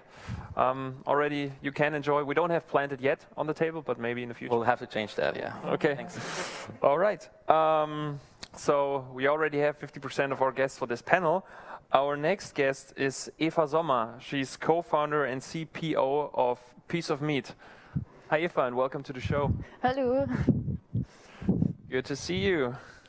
Hi. Hi. Please take a seat. Well, also to you. How was your day? How do you feel? I had an amazing day. So the last days and weeks were extremely stressful, and today I didn't work that much. I'm not sure if I should mention it right now.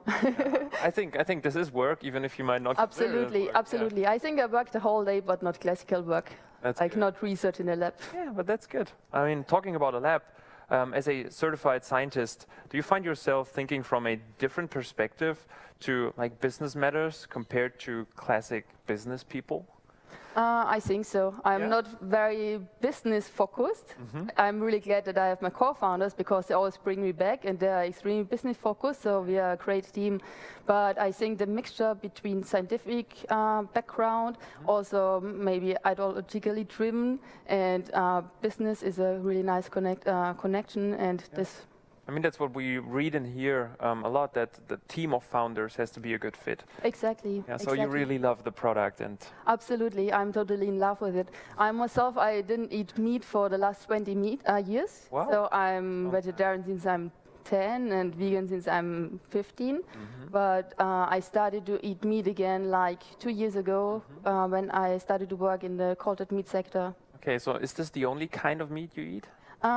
For scientific reason, I also eat other meat. So you have to compare, right? Yeah, exactly. Yeah, so outside of the lab, I would never eat meat, but inside the lab, it's important because I need to compare the real thing with cultivated meat and fat. That's really important, and I need to get a feeling with what I compare it. So yes, I eat meat sometimes. Super. As I was super impressed when I read about Piece of Meat for the first time, could you maybe give a short intro? What is so special about your company and your product? Yes, so we are a cultivated meat startup. We focus on fat as an ingredient. It's a multifunctional ingredient.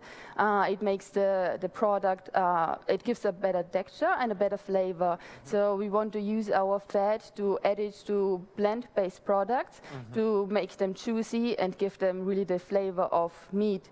So right now, vegan products getting better and better, but we still see that there is a gap between the real thing and plant-based. So we want to overcome that, and I hope that our product can add like a premium upgrade to existing products. Yeah, I'm really excited about it. I honestly can't wait to try it. Yes, you can come over to Antwerp. We have I just wanted to ask, where all the time. are you based? Antwerp? We are in Antwerp, yes. All right. So if you come over, I can cook for you.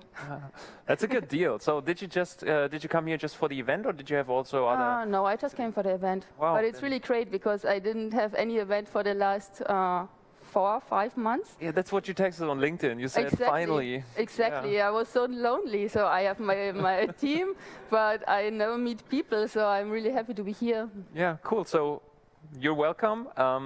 I would say I show you your chair. Okay. And get comfortable. Enjoy having real people around you. Okay, great. Today we will only have Zoom guests here, so you will see the people. This is your chair here. Oh, this one. Right okay. Yeah. And we'll be right with you. Our last guest for this panel is, for me, also a pretty interesting person. Nicolas Hartmann, the co-founder and managing director of Fly. Welcome, Nicolas. Today, without singing, what was her name? Mila. Yeah, right. Right. Maybe some of you know him. Maybe later. Welcome to the show. How are you? Slightly overwhelmed from the Höhle der Löwen show last week, but I think we slowly start managing the situation. Yeah. So tell us more about that. Why did you decide to be part of the show, to apply, and how was the experience? For us as a consumer brand, it's a huge opportunity to show kind of the whole problem of dairy to so many people. I think it's around 3 million viewers just in the show that we would otherwise never have reached. True, yeah. So if you can get that for free as a startup, I think, no one should say no. Yeah. How it all went, it was first time that I was on TV, so that was quite fun. There's a lot of bars and things around it, and it's a show, right? Yeah. It's TV. Yeah. And I would say I would love to do it again. Yeah, I definitely loved your presentation, your pitch. And in the end, you negotiated pretty hard. But maybe let's go into your product a little bit so that our viewers, it's not 3 million, but it's also a lot. What is Fly and what is different to other maybe dairy alternatives? We started with the mission to really create dairy products that have better nutritional values than the animal version. I myself used to be an athlete, and it was kind of always a big passion of mine, and I went kind of deep into nutrition and tried to optimize every little thing. And I think one thing that we didn't really find in the market was dairy alternatives that had better protein content, less short-chain carbohydrates, and better micronutrients.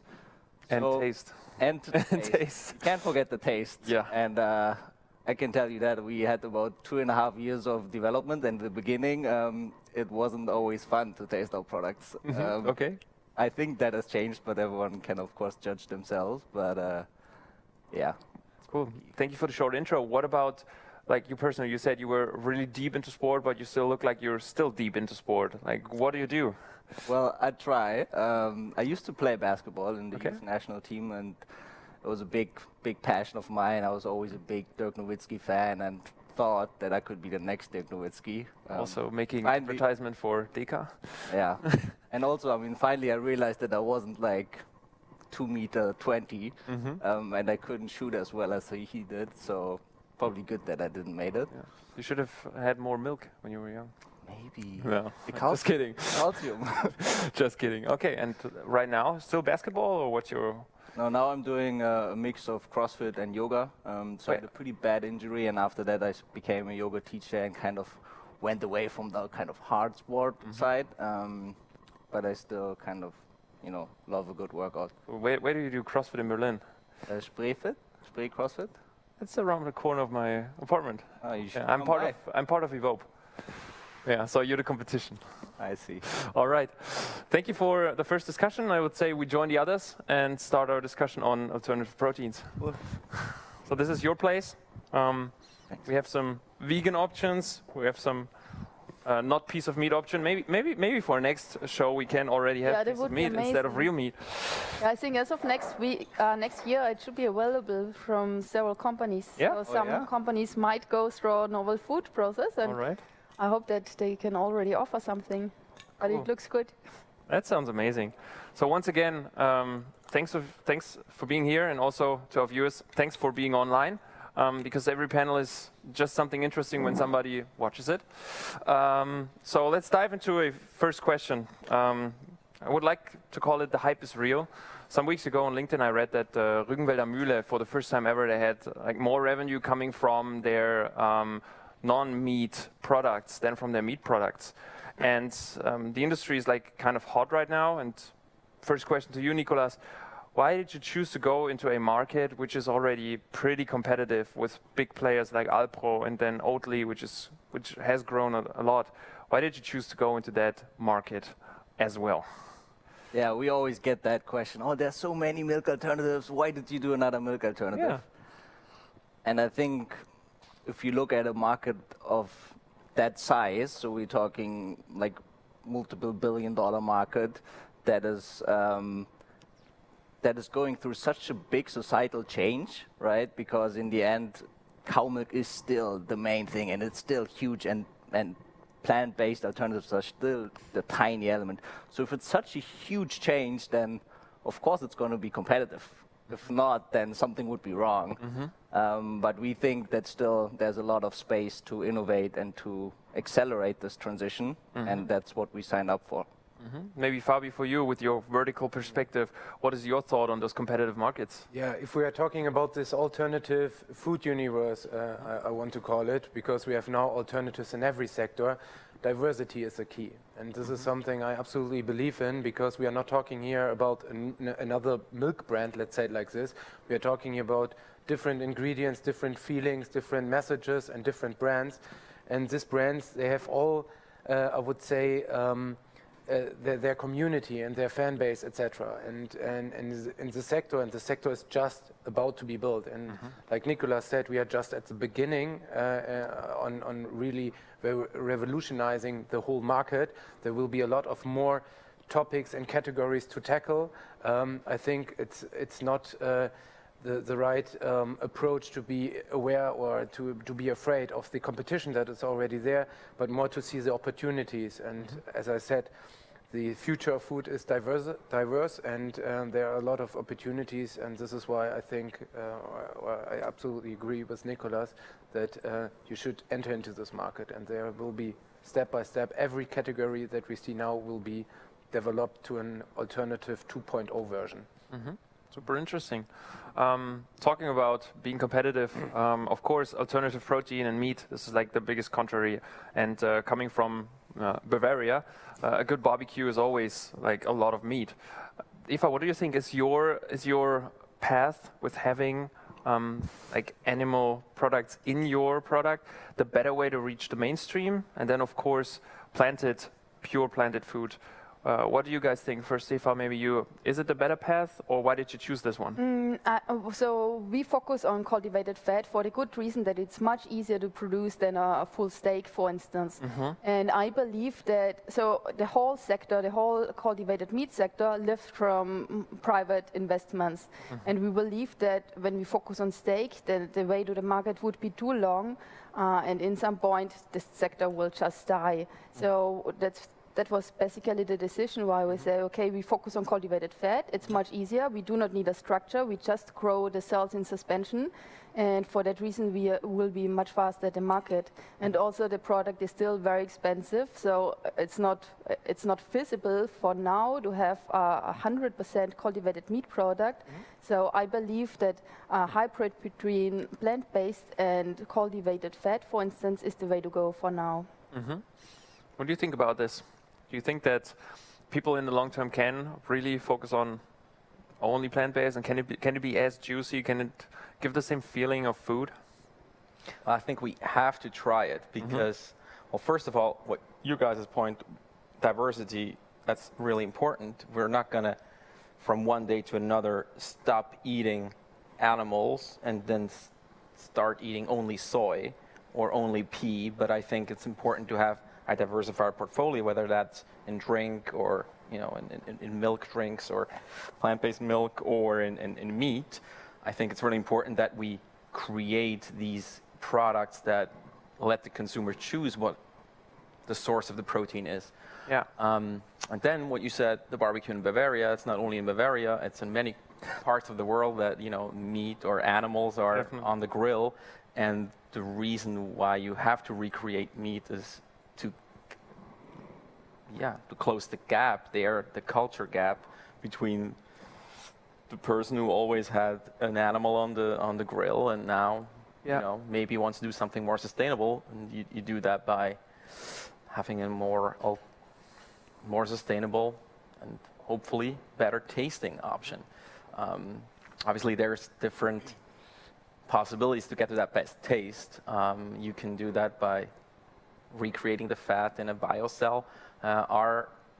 Our goal was to have speed on the market, to have a really tasty product that we don't have to go through a lot of regulatory, maybe that's a topic for later, before going to market. But yeah, it could be that, cell and plant-based might recreate something totally new in this category. But what do you guys think about the health perspective? I mean, animal fat is not necessarily known for kind of the good health benefits. How do you think about that when you design a product that should be a product for the future? And I don't know, I mean, there are some of these pressing issues when it comes to global health.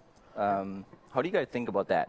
When it comes to that, I really set it aside. I am not interested in the health factor for now. The value chain of cultivated meat is extremely complex, and the health factor will come maybe in the second or third generation of cultivated meat. But for now, we really need to focus on flavor and taste and texture. That's really the main goal, to have a product that recreates the emotional feeling of eating meat. So you say even if the product kind of promotes coronary heart disease or artery plugging. I mean, these are real questions with animal fat, right? I mean, exactly. I don't want to be mean, but yes, there are some pressing issues. Yes, maybe it's a door opener for people to go into the plant-based direction, because still a high percentage is plant-based. Exactly. So our product, so we do not produce products ourselves. We are a B2B supplier of cultivated fat, but our products will be 10%, 15% cultivated fat, and the rest will be plant-based. So they will be healthier anyway because of the plant-based amount of so you're basically saying meat is here and you're already here, but yes, it could be even. Absolutely. But we don't know how healthy cultivated fat will be. So when it comes to cultivated cells, we have a lot of freedom to change, for instance, the fatty acid profile. And we also studied that on a molecular level to really understand what is necessary to recreate the texture, for instance.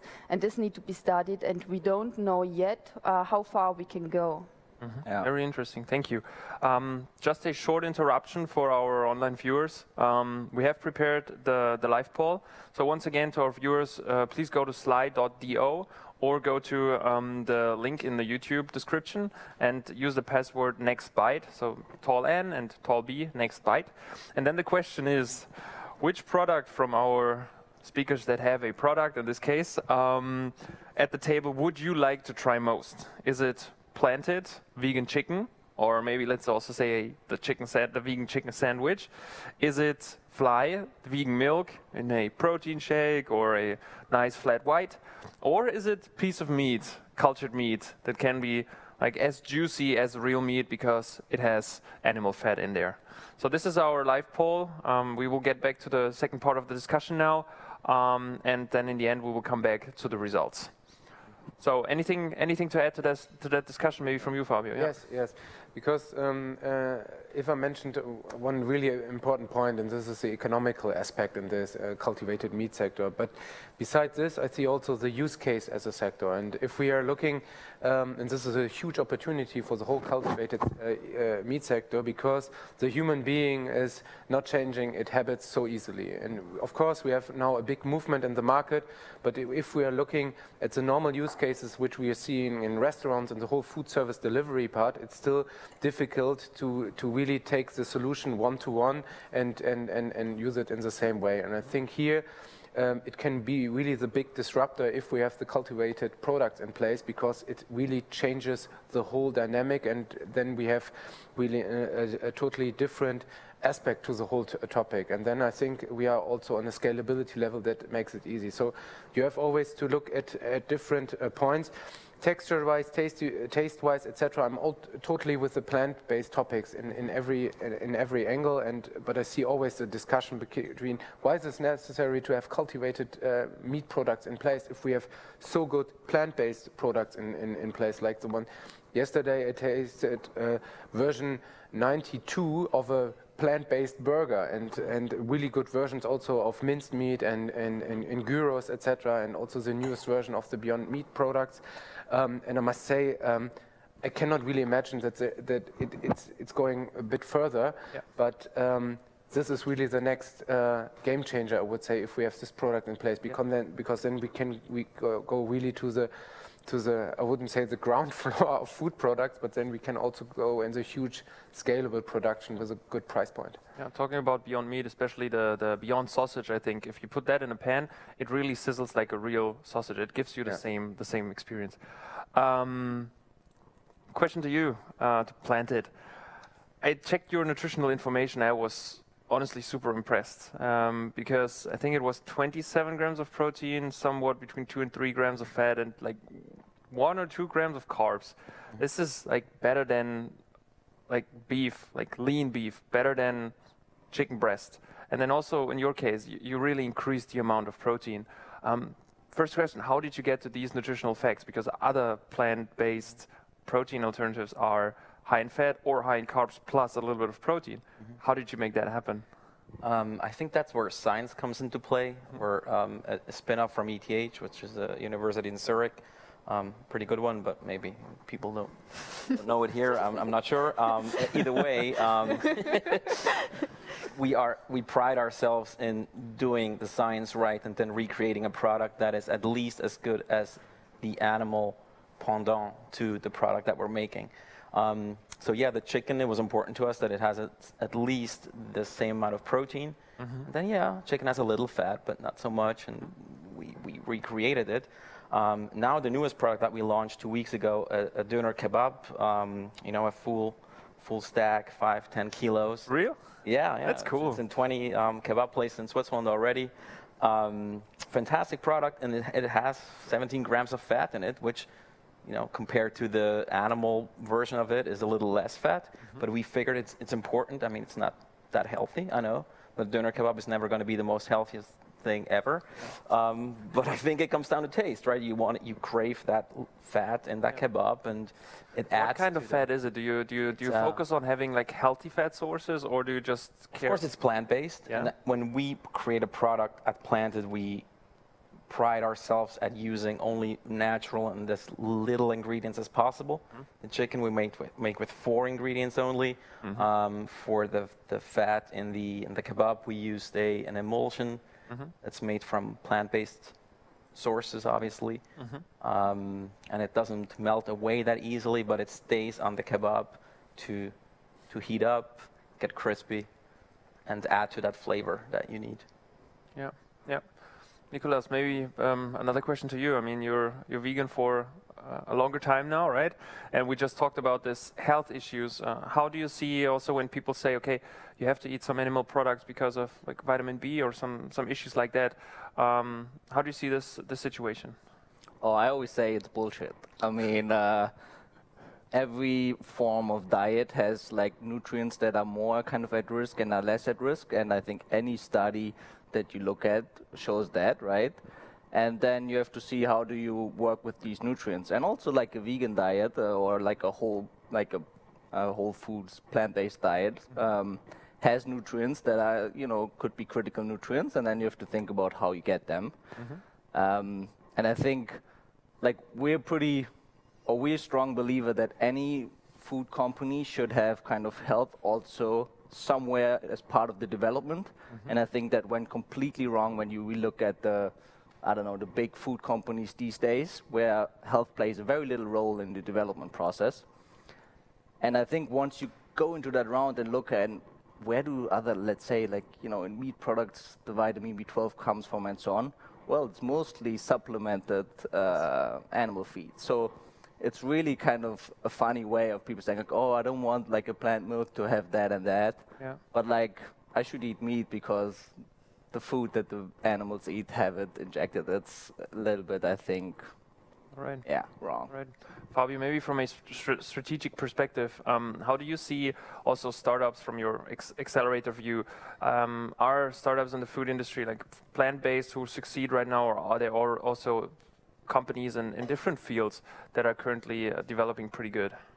Yeah, so the topic is, of course, now in Corona times, we have also very, very good development in the direct-to-consumer sector. So a lot of products which are in the direct-to-consumer sector, so the dry food sector, which are easy to ship, etc., they really benefit from it, like in Just Spices or an Ankerkraut or other brands that we have in the nutrition ingredient sector, etc., they really benefit from it. You can really see that there is a very, very good development in this plant-based product sector at the moment. So this is something that I really can acknowledge, but you have also I would say in some niches, some products which are also developing very, very good. And for example, in the beverage sector and stuff like this. So this is, you cannot say, okay, there's a sector where it's going really, really good and another sector where it's not going very, very well. In the end, I must really say for startups, it's always a very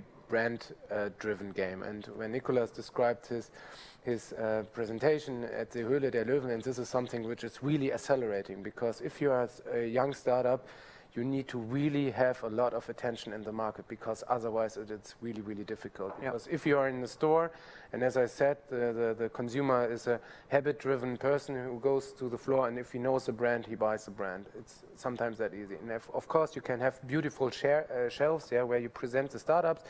I would say there's a point of inspiration or point of experiences in the store, then you can highlight some products, but in the end, you must really create a brand. And those companies who are really doing a perfect performance marketing strategy, building online a good brand, using good multiplicators, and this is where I'm really a big fan of having culinary partners like from the hospitality sector as good partners and as multiplicators. Then I can really say that you are able to build a good brand and to be successful in the end. Okay. Thank you. So let's check if there is somebody on Zoom. Not in this round, unfortunately, all right. But we have many interesting questions. So first one, when can we expect cultivated meat to enter the supermarkets and be affordable for consumers?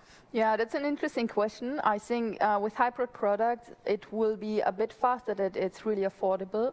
But in Europe, we have to go through the novel food busway to bring it on the market. And this takes around 1.5 years. So EFSA will make sure that it's a safe product and make all the testings.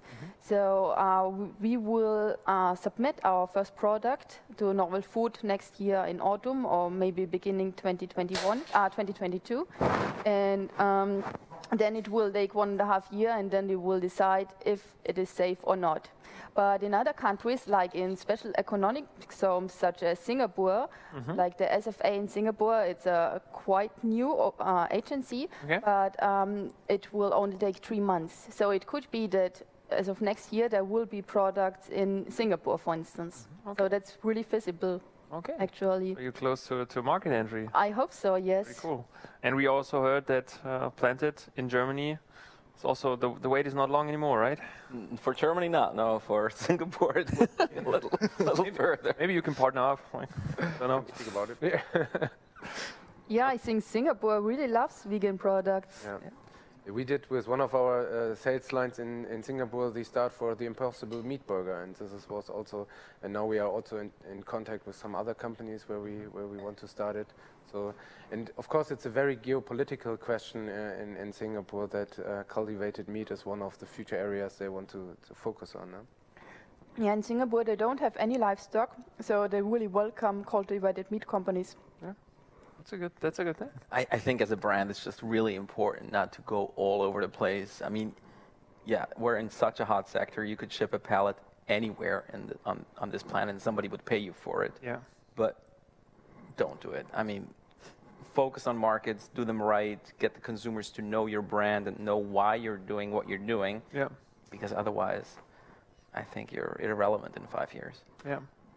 Absolutely, but on the other hand, I would say it's always good to have also a test market, especially if we are talking about IP-driven products and the legislation. We have really huge periods we need to work, we need to see in this sector.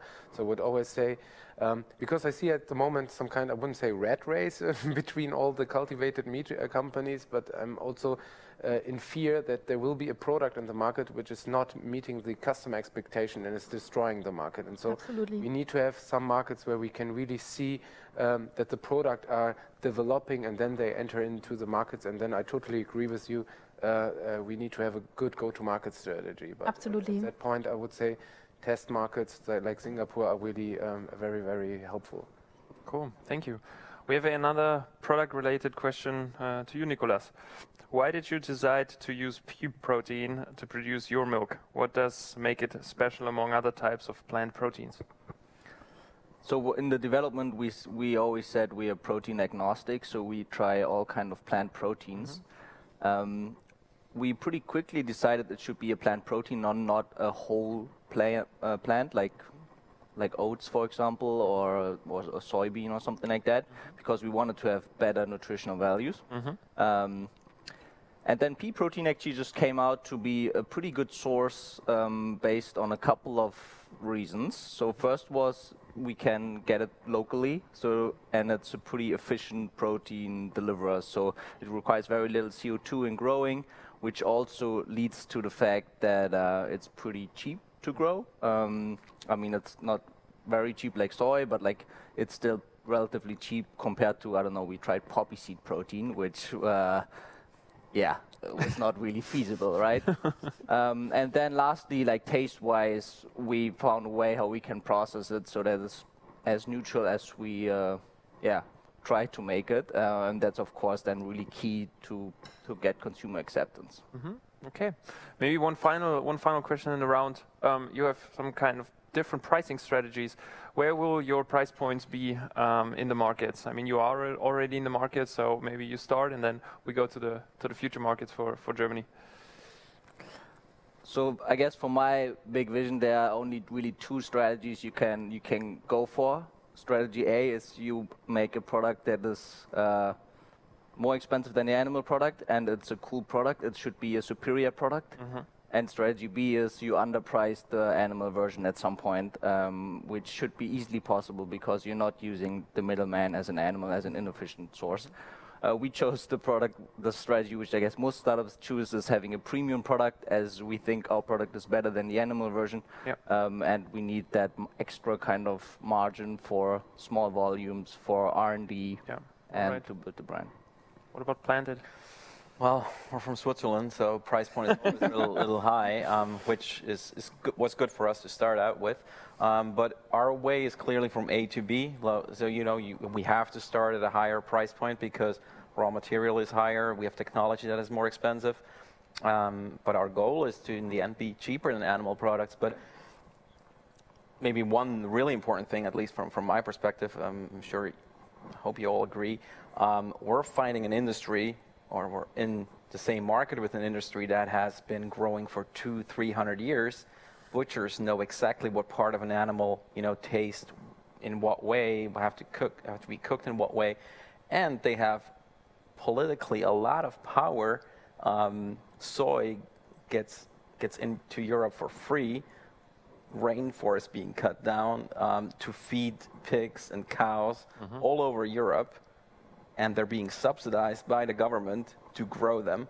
It's absolutely crazy to go against the animal industry in that regard. So I think if politics don't change, or at least, make the levels the same, somewhat level, there's not going to be a chance to undermine animal products, even though we're more efficient anytime soon. 100% agree. Even the milk, it's more extreme. Like before Corona, it was still like 19% tax for our milk and 7% tax for cow milk. I mean, that's 12% of your margin just due to politics. Yes. Crazy. What about you? What about your pricing? Yeah, I had endless discussions with my co-founders on that, because we want to have a low price point, but also a high impact. And we can only have a high impact and a low price point if we produce in large scale.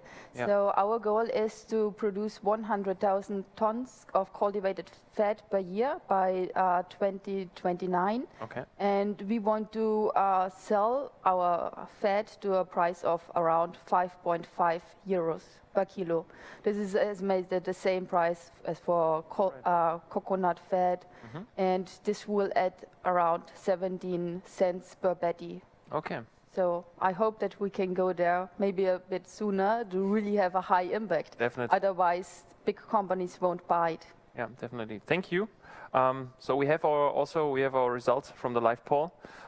So I think after the Höhle der Löwen, a lot of people already bought Fly and tried it. Only 21% would like to try Fly now, but it's also evening time. 26% of the people would like to try piece of meat right now, but they couldn't yet. So That's why I think it's a good result that Planted would be the choice for 53% of the viewers right now to try it. So I suggest you hurry up because I think still... We need to open that web shop. Yeah, yeah, definitely. Get it rolling. Yeah. Cool. We should also work together.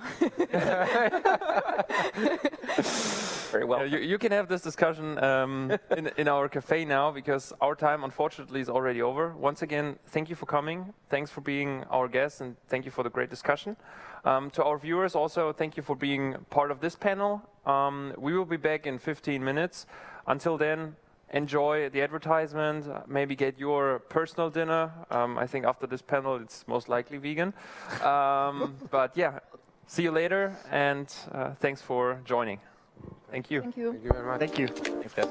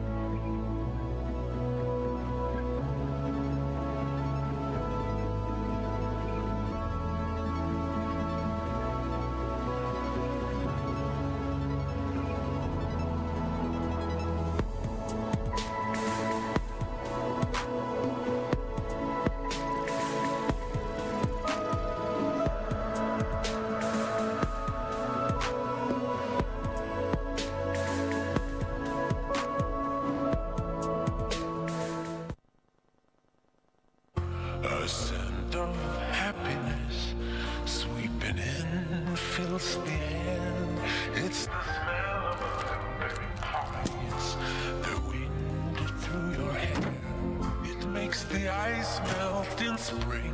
It's in that melody the birds sing. Ain't it perfect? Would you say the pace of life this lovely day? Glimpses of heaven reach in my eye, makes me smile at the sunlight from a clear blue sky. It's in the sight of a butterfly's chase.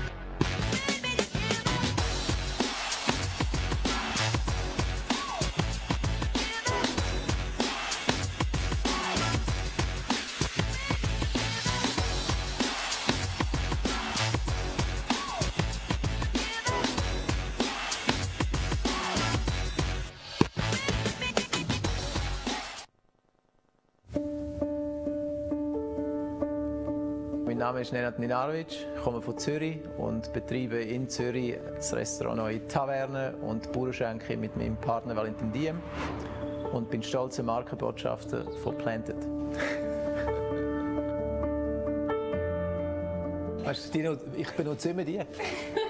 Planted Chicken eigentlich am besten. Für mich persönlich jetzt. Das Pulled finde ich noch gut. Auf Tortilla drauf, als Taco. Oder auch in einer Rolle drin, weil es halt so ein bisschen eher faseriger ist. Man kann es viel besser einrollen, als wenn man die Chunks hat. Chunks finde ich jetzt sicher für die Spiessli, die man nachher irgendwie auf dem Grill machen kann. Oder auch einfach ein Geschnetzeltes, ob es Zürich-Geschnetzeltes oder Curry-Geschnetzeltes, wo man nachher in einer Soße drin hat, ein bisschen grössere Stückchen. Ich finde, wenn man es anbraten tut, dann kommt Konsistenz, Textur einfach noch viel besser zur Geltung. Aussen ist es crispy, innen ist es so ein bisschen weich, das Faserige kommt dann auch viel besser zur Geltung. Aber es ist so vielfältig einsetzbar, also ob jetzt grillieren, braten oder wie vorher, wo wir es auch im Rezept gemacht haben, kurz frittieren und nachher mit einer Soße noch mal richtig schön saftig machen. Es ist so, für mich ist es ein limitless Produkt.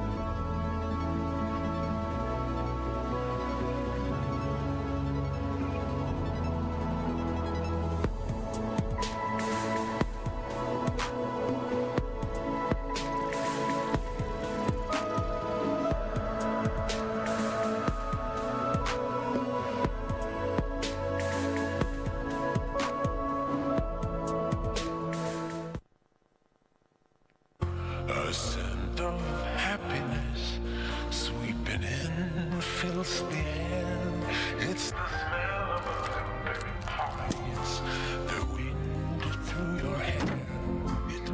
the ice melt in spring. It's in that melody the birds sing. Ain't it perfect, would you say, the pace of life this lovely day? Glimpses of heaven reach in my eye. Makes me smile at the sunlight from a clear blue sky. It's in the sight of a butterfly's chase.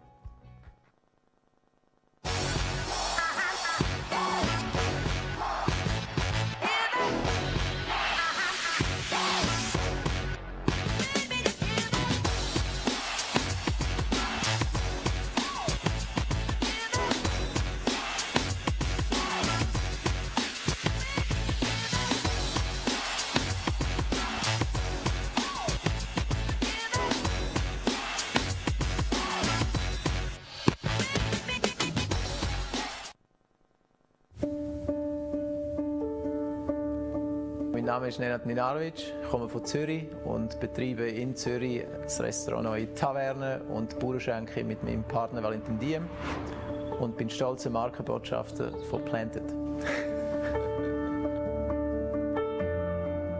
Weißt du, ich benutze immer die. Planted Chicken eigentlich am besten. Für mich persönlich jetzt. Das Pulled finde ich noch gut. Auf Tortilla drauf, als Taco. Oder auch in einer Rolle drin, weil es halt so ein bisschen eher faseriger ist. Man kann es viel besser einrollen, als wenn man die Chunks hat. Chunks finde ich jetzt sicher für die Spiessli, die man nachher irgendwie auf dem Grill machen kann. Oder auch einfach ein Geschnetzelt, zum Beispiel Zürich-Geschnetzelt oder Curry-Geschnetzelt, wo man nachher in einer Soße drin hat, ein bisschen grössere Stückchen. Ich finde, wenn man es anbraten tut, dann kommt die Konsistenz, die Textur einfach noch viel, viel besser zur Geltung. Aussen ist es crispy, innen ist es so ein bisschen weich, das Faserige kommt dann auch viel besser zur Geltung. Aber es ist so vielfältig einsetzbar, also ob jetzt grillieren, braten oder wie vorher, wo wir es auch im Rezept gemacht haben, kurz frittieren und nachher mit einer Soße noch mal richtig schön saftig machen. Es ist so, für mich ist es ein limitless Produkt.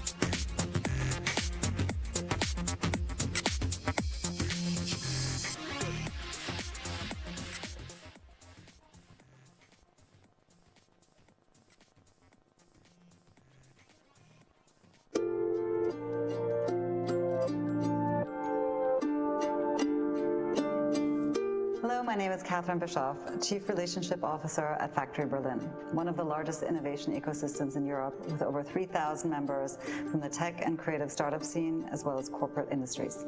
Hey, I'm Lucas Neuss. I'm the co-founder of KitchenTown Berlin, an innovation platform and makerspace for food and food tech startups. We're excited to join forces and bring you the first installment of the Next Bite Show, a unique online experience streaming from the heart of Factory Berlin Görlitzer Park. We're bringing together the most ambitious entrepreneurial minds from the global food tech community. The Next Bite Show opens doors for collaborative efforts and discussions on the latest trends in the food and beverage industry. Today you'll meet some of the CEOs from your favorite food and beverage brands and be the first to hear about some highly anticipated innovations happening in the food tech space. Circular thinking, alternative protein, tech solutions and hospitality are some of the hottest topics on the menu. So there's a few ways to get involved today. It's not just about listening and watching along. It's about engaging in a conversation about the topics just mentioned. So get ready to ask those burning questions and have a chat with our guests today. Thank you for joining us, and if you want to find out more about Factory Berlin and KitchenTown and what we're up to, follow the links in the stream description. Enjoy the show.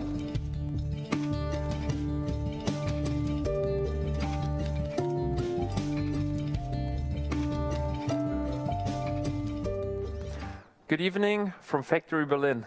For all our viewers who have dialed in before, welcome back. And for our new viewers online, welcome to the Next Bite Show. Factory Berlin and KitchenTown Berlin brought together something very special. Today, we discuss the future of the food industry in different areas. We already talked about alternative protein, we talked about technology in the food industry, and we talked about sustainability and circular thinking. Our last panel today is focused on hospitality. But before we go into the discussion and the introduction of our speakers, we have prepared two different modes for you as the viewers to keep this as interactive as possible, even though you can't be here with us. One thing is a live poll that we will introduce in the middle of the panel.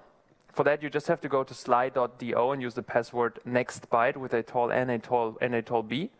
And then you can answer a question that we will give you in the middle of the panel. And the second thing is a live Q&A, where you can ask your question in the YouTube channel, or you can join us here in a Zoom meeting room and be part of our discussion right here virtually.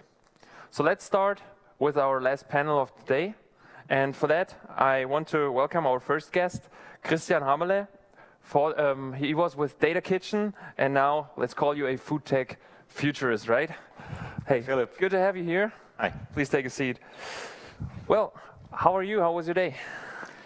To be honest, I had a lazy day because I was concentrated on today's conference here and had plenty of time to read and answer emails. That's amazing. So not a stressful day. Good day. So you had a good day. Could you enjoy the sun a little bit? I did, indeed. Yeah. That's good. So it's cool to have you here. If we look at you and your CV, it's filled with so many great work experiences.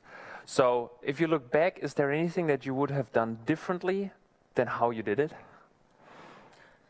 Nope. Well, I think now we need to tell everyone what was that. I'd say no. I think my CV was not. What is linear in English? Actually, linear. Maybe. Yeah, linear. There had been quite different things, but the core idea was hospitality and being a host, being the storyteller in front of the table, and that's why I came back to the food business 10 years ago. Yeah, 10 years ago. I mean, I have to say I really like this answer because it shows that you really, if you look back, you enjoyed every step. So with Data Kitchen, maybe you give us a short intro about your time there, but also about maybe some current projects that you would like our viewers to know about. Yeah, just one step before Data Kitchen, there was a quite ordinary restaurant business life. I was working for Sarah Wiener. The BBC once called her the German Jamie Oliver, so she's quite into ecological food ideas. And after that, I've been working as a gastronomy manager for Markthalle 9, which gave me another high-level ecological future food idea. That's a great place right now. Very, very thankful for that time as well. Yeah.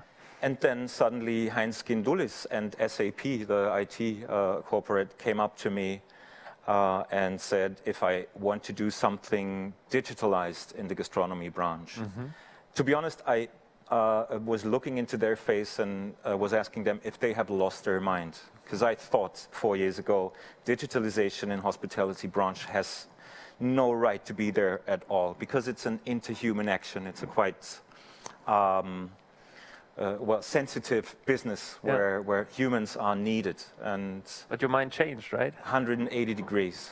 Nowadays, I see technology as a key to more human interaction in the hospitality and in the food service branch. Very, very interesting. Thank you.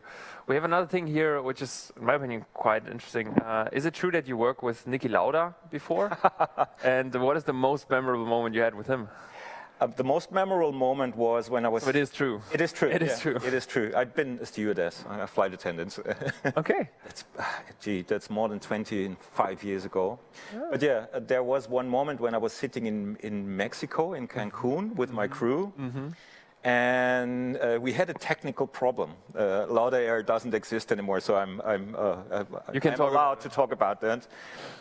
From the side of the law, it was allowed to fly, but from the technical side, the technical staff said, well, we could do that now and have a 6 hours delay. Yeah. And they told that Niki Lauda at 4 o'clock in the morning in Austria, and he straight went to the phone, and I had him on the phone, and he was asking me if I had lost my mind to be the one who is doing the Meuterei of the bounty. The English word for that is missing. But yeah, we had an argument. Okay. Which never brought me to Mexico again in the high supply short range. But yeah, no. Super interesting. But you found your way. I That's did. good. I did. That's good. It was about hospitality, and it was about interhuman action as well. And that was a good time. Yeah, Thank 5 you. years. Yeah. Thank you for the first intro into your life. Thank you, Philip. I'll show you your seat. Yeah. It's this one. You can get really comfortable. You can start eating and drinking, and we will be with you in a second. Thanks. So our second guest for this final panel is Max Kochen, founder of Beets and Roots. Welcome, Max. Yeah, you hear the virtual applause? Yeah, very good. Yeah. Good to be here. Yeah, welcome. Thank you. Take a seat, please. Great to have you here. I live close to a Beets and Roots. Very good. I have to say, pretty cool concept. Maybe let's start with a personal thing. During your time in London, have you experienced a lot of culinary differences in how we perceive food and eating in Berlin versus London? I think what I realized back then is that you had sort of a way more professional industry, right? Because obviously you had way more purchasing power, the talent from outside. So you could create, at least when I was there, very cool concepts, not just in fine dining, but especially also in fast food, fast casual food. So there was a lot of brands that I got, sort of Pret, probably the most known one for out of British people. Yeah. So concepts that I thought were just, high quality, cool brand, and I found this just extremely exciting to see this, right? Obviously, and the second thing was you had a lot of sort of the chain character that we maybe in Germany looked upon maybe a bit sort of, oddly sometimes. I think there it felt way more exciting, right? And that was one of the reasons why we decided to start Beets and Roots. Yeah. Cool. Thank you. That would actually be the next question. Like, what was your motivation to bring Beets and Roots to life? Yeah. Why was I so crazy to go into gastronomy? Yeah. So, in the end, I think I was very excited I always wanted to start something of my own, so this is very clear for me. I really was attracted to having a manufacturing product. I like the real estate, sort of the store design component, and I just sort of believed that, everyone knows that the hospitality market in Germany is just probably one of the most difficult in Europe for sure. But we just, we couldn't really believed that there wasn't the chance to have sort of a modern, cool national brand that people get excited about and that people feel associated with. And in the end, I said, okay, then we just have to do it to prove it. And here we are. I mean, there are actually, you're right, there are only a few successful food chains, franchises, like, for example, Wonder Waffle or Maloa as Pokeballs. Yeah, exactly. And this are already of sort of the new wave, right? So luckily you see a couple of newcomers coming up. Obviously, the old ones, Blockhouse, L'Osteria, Vapiano, Gosh. I mean, many of them financially and also organizationally quite successful, right? But they've been built, 10, 20 years ago, and I think food has changed quite a bit. So our approach was really just to take on all these new trends and look at sort of systemization. Yeah. Cool. I'm really looking forward to that discussion. Maybe another personal thing. What is your favorite food and why? But my favorite food is for sure Mexican food. Mexican? Yeah, there's no way around it. I just I really like the variety of it. I think just eating everything sort of taco based, focusing on fish and fresh salsas. I think it's by far the best food. Yeah. Yeah. Do you also have like Mexican? Yes. Varieties with beetroots? Yeah, for sure. So I think like the only is that like we have the Mexican rep's been with us since the beginning, and I think this is like the only culinary contribution that I paid to this company was like this is the product that has to be on there, and yeah, it's still there. All right, cool. To close the loop before I sit you down, which restaurant in London is a must go? Which restaurant in London is a must go? Maybe one day we can travel there again. Yeah, for sure. So I really like Peruvian, and there's a place called Andina in Shoreditch that is quite exciting. And the second thing I really like is a udon noodle bar just in Soho, which funnily I've forgotten the name, but it's also a quite exciting place. Yeah. All right, cool. Thank you. Thank you. So here's your place, there on the right. Thank you. Thank you for the first discussion. We'll be right with you. Our third guest on the panel here is Dina Hoffmann. She is a research assistant at Kantine Zukunft. Welcome, Dina. Hi, good evening. Hey, poor white shoes, right? Yeah. Those are the all whites. My other ones don't look that good. Same. Yeah. Thanks for being here. Nice to meet you. Nice to meet you too. Having me. Well, we saw that you have studied in one of the universities for good food. How is the Italian understanding of good food different to the German? Well, I read this quote yesterday, which fits very well here.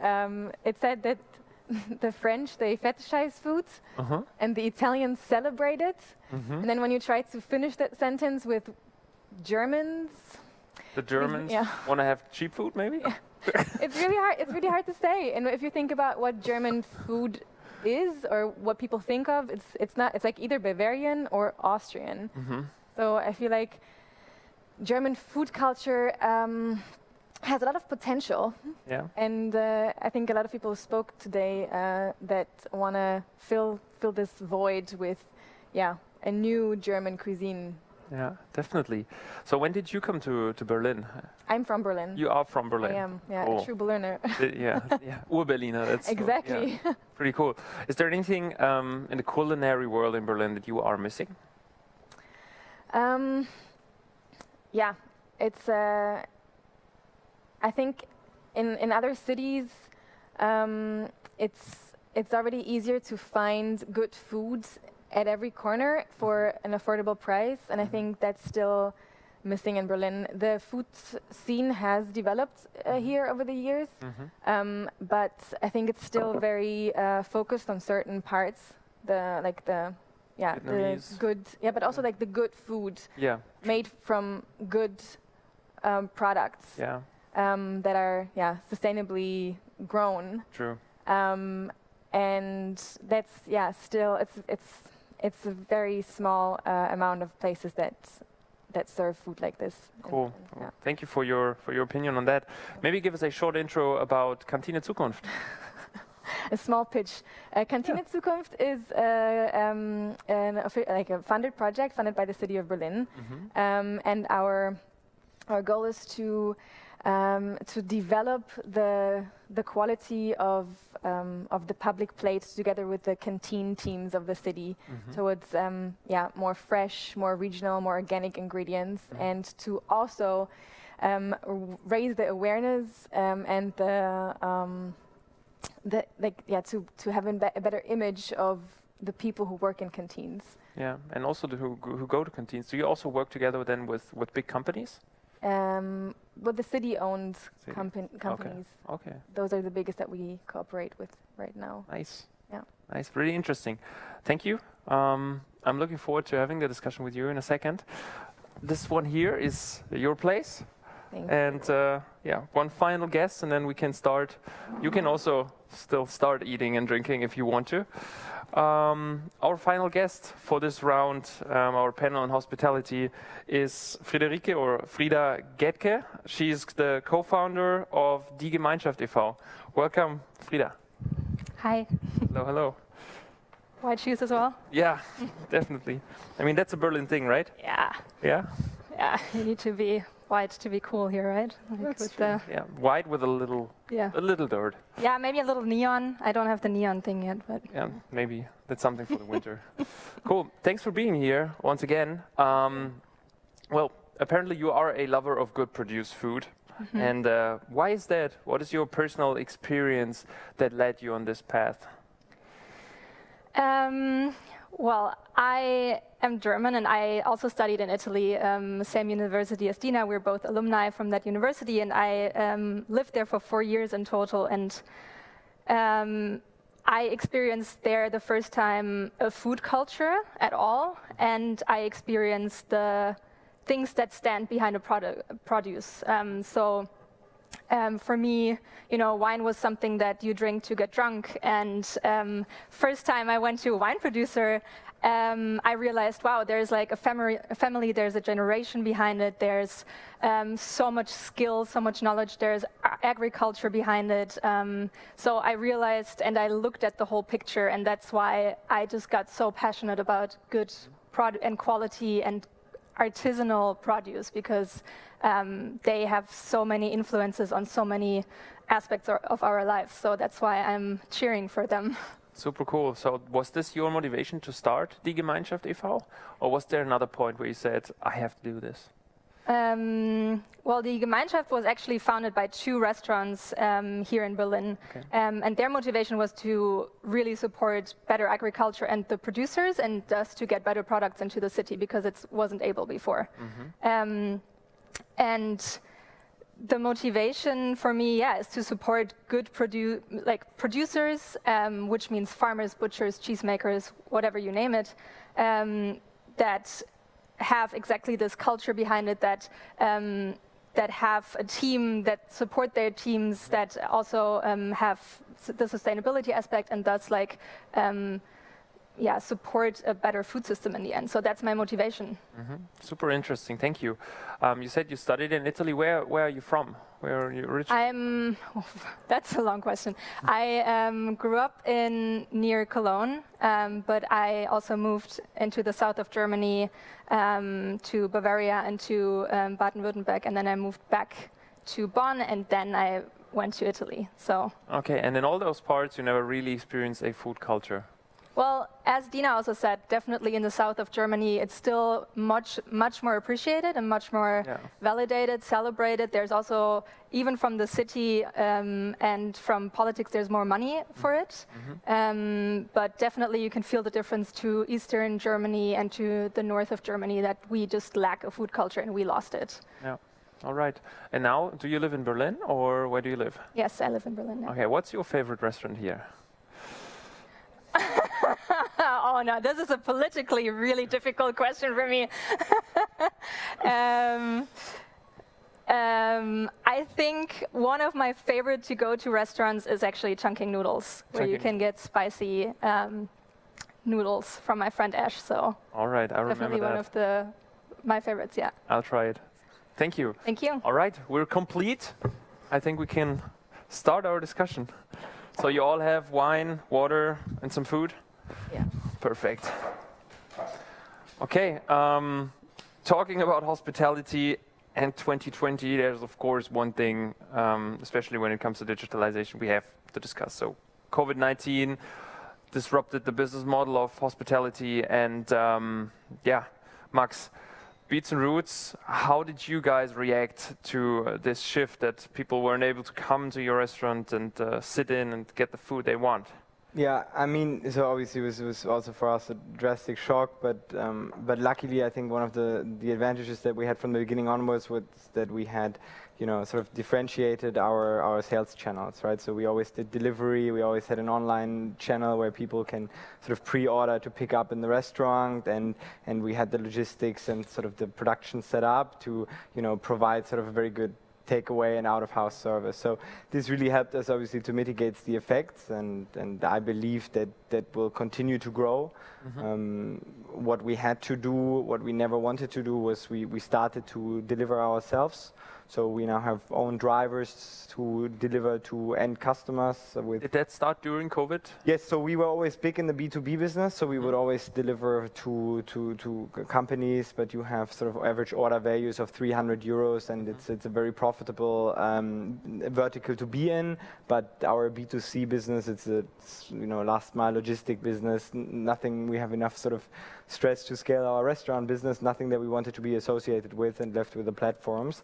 But COVID just, has given us the opportunity to test it, and obviously, sort of the lack of competition in Germany on the food platforms always also made it, put us in the need to do it. Yeah. Yeah. Thank you. The buzzword digitalization. I mean, we see now that if you arrive at a restaurant and you have this QR code, and now you have menus in digital. You finally can pay with card somewhere.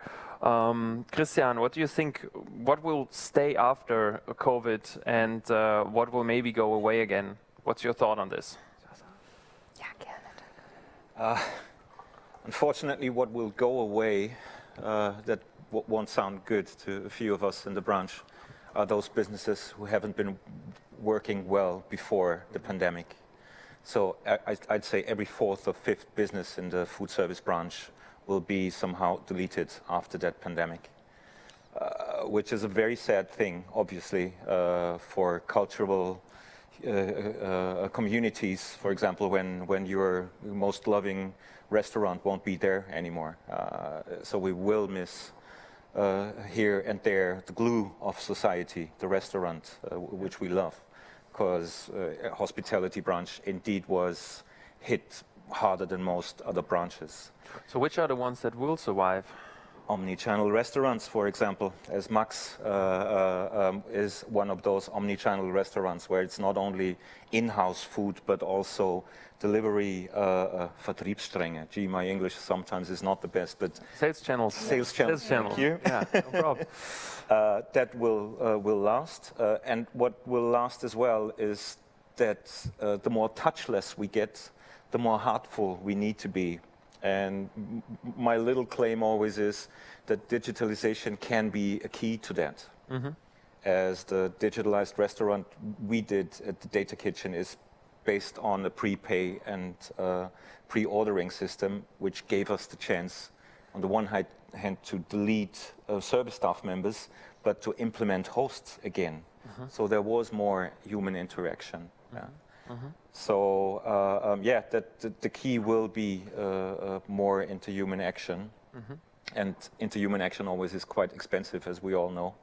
But digitalization, where we won't see it, will help us to that, right? I'd say. Okay, amazing. Maybe Dina, with Kantine Zukunft, what kind of impact did you see with COVID? People are in mobile working from home. Maybe some of your experiences for our viewers.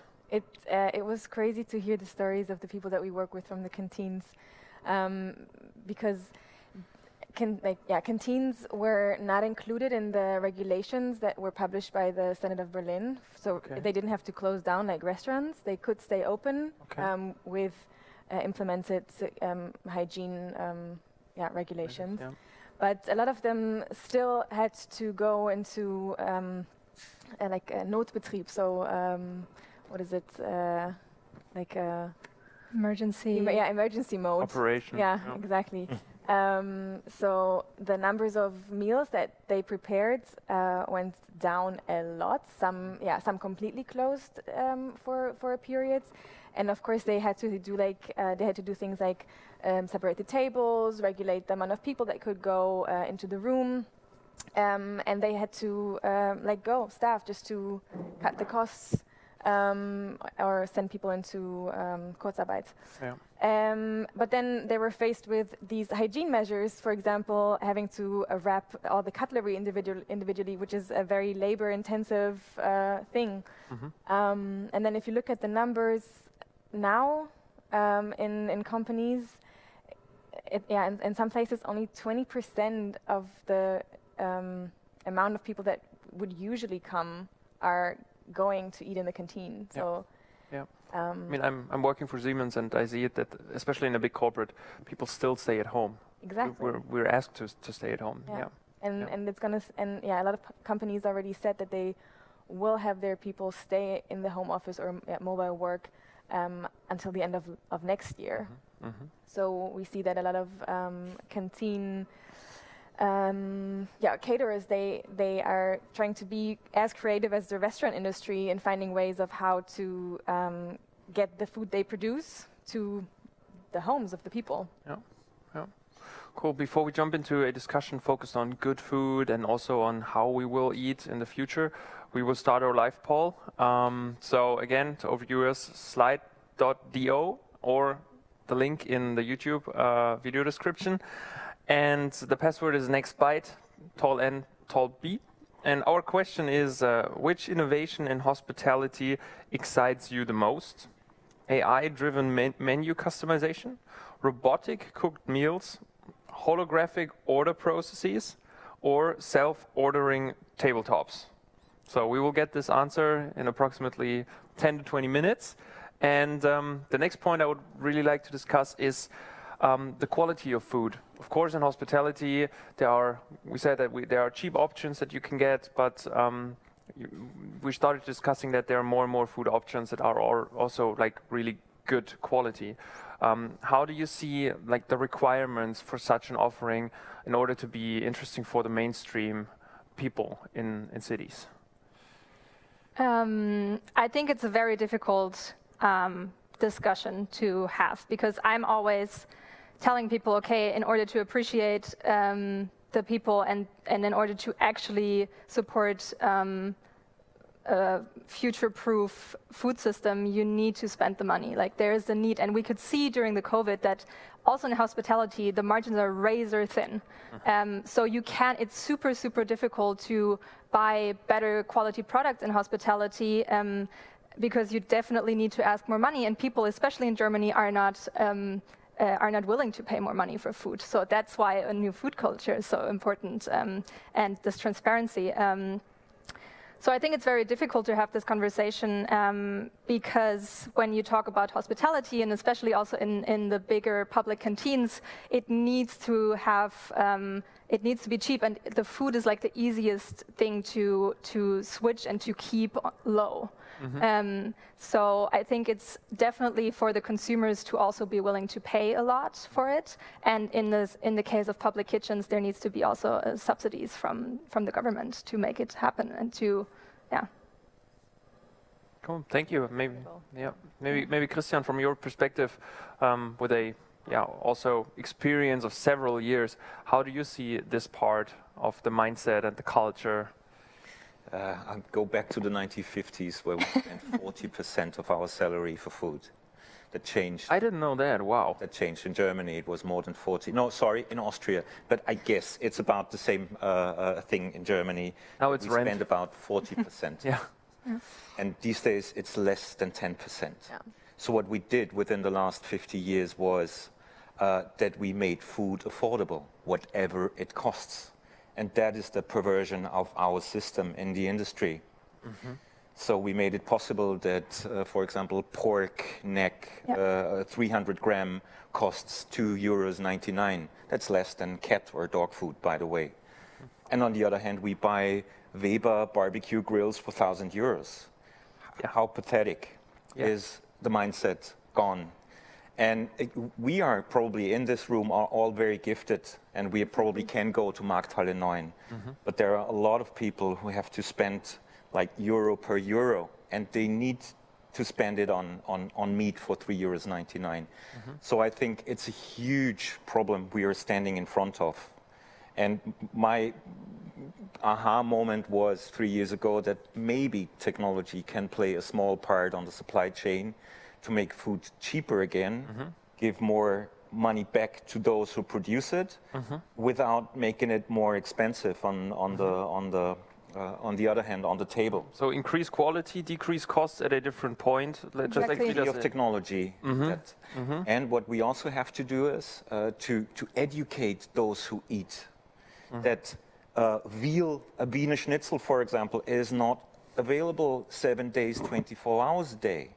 Yeah, we have to make it transparent that the farmer can't harvest carrots 365 days or strawberries 365 days. So we have to get back in an educational mood in the food service branch again, because politics on its own can't move it. Economy on its own can't move it, and society on its own can't move it. So it's a triangle part we have to And I think what also is changing, and what maybe where COVID gave a tiny little bit of a rethinking also for gastronomes, is that the role of the consumers and of the customers have to change. Because in Germany you say like the customer is the king, right? And gastronomes at this point are like, it's impossible that they are, because we cannot give and do anything that they want anymore. And they have to understand there has to be a more appreciation for the hospitality industry, and people have to understand. And I think this mindset of customers king has to change, because you have to also say, no, we don't have that on the menu because we can't get it, or it's, for some reason. You have to be able and have the strength to do that, and stand for it, but also communicate it, right? So I think this is definitely needs to change in the German hospitality industry. Sorry. Yeah, but I think, luckily, so why I thought about this when you asked the question, I think I'm starting to see a change that I'm getting more confident in. I think one of the things that I like to see the most is how we change away from sort of meat-based protein into plant-based protein, right? And sort of we always called it, this Trojan horse, because the one thing you cannot do in my experience, you cannot tell people what to do, especially when it comes to nutrition. It's the worst idea ever to tell Germans what to do and what not to do. So you have to create the options and hope that sort of the natural curiosity brings people, traveling obviously did a huge part of this just to open them up about food and get more conscious about it. So I think this is the first step, and then sort of after a while you just sort of trigger the people in, get them more excited. I think health also plays a huge role in this, because when people all of a sudden understand sort of the effects of industrialized foods on them, I think then you really start thinking a bit quicker, and taste maybe doesn't become sort of or at least sort of cheap availability doesn't become your first argument anymore. So at least from my perspective, I think it will be a slow change, and there will be ups and downs, and the load has to change also in the industry to provide this. But I think we'll eventually get to a better place than we are in now.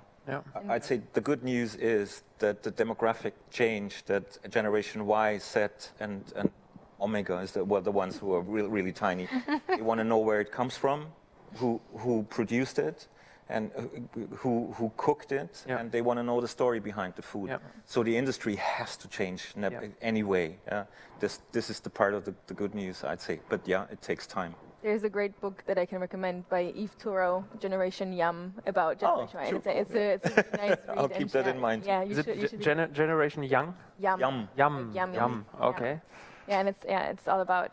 Thanks for that, Justin Bieber, in my head now. You're welcome. Start singing after the panel. You can sing for us in private. We already have the nice microphones.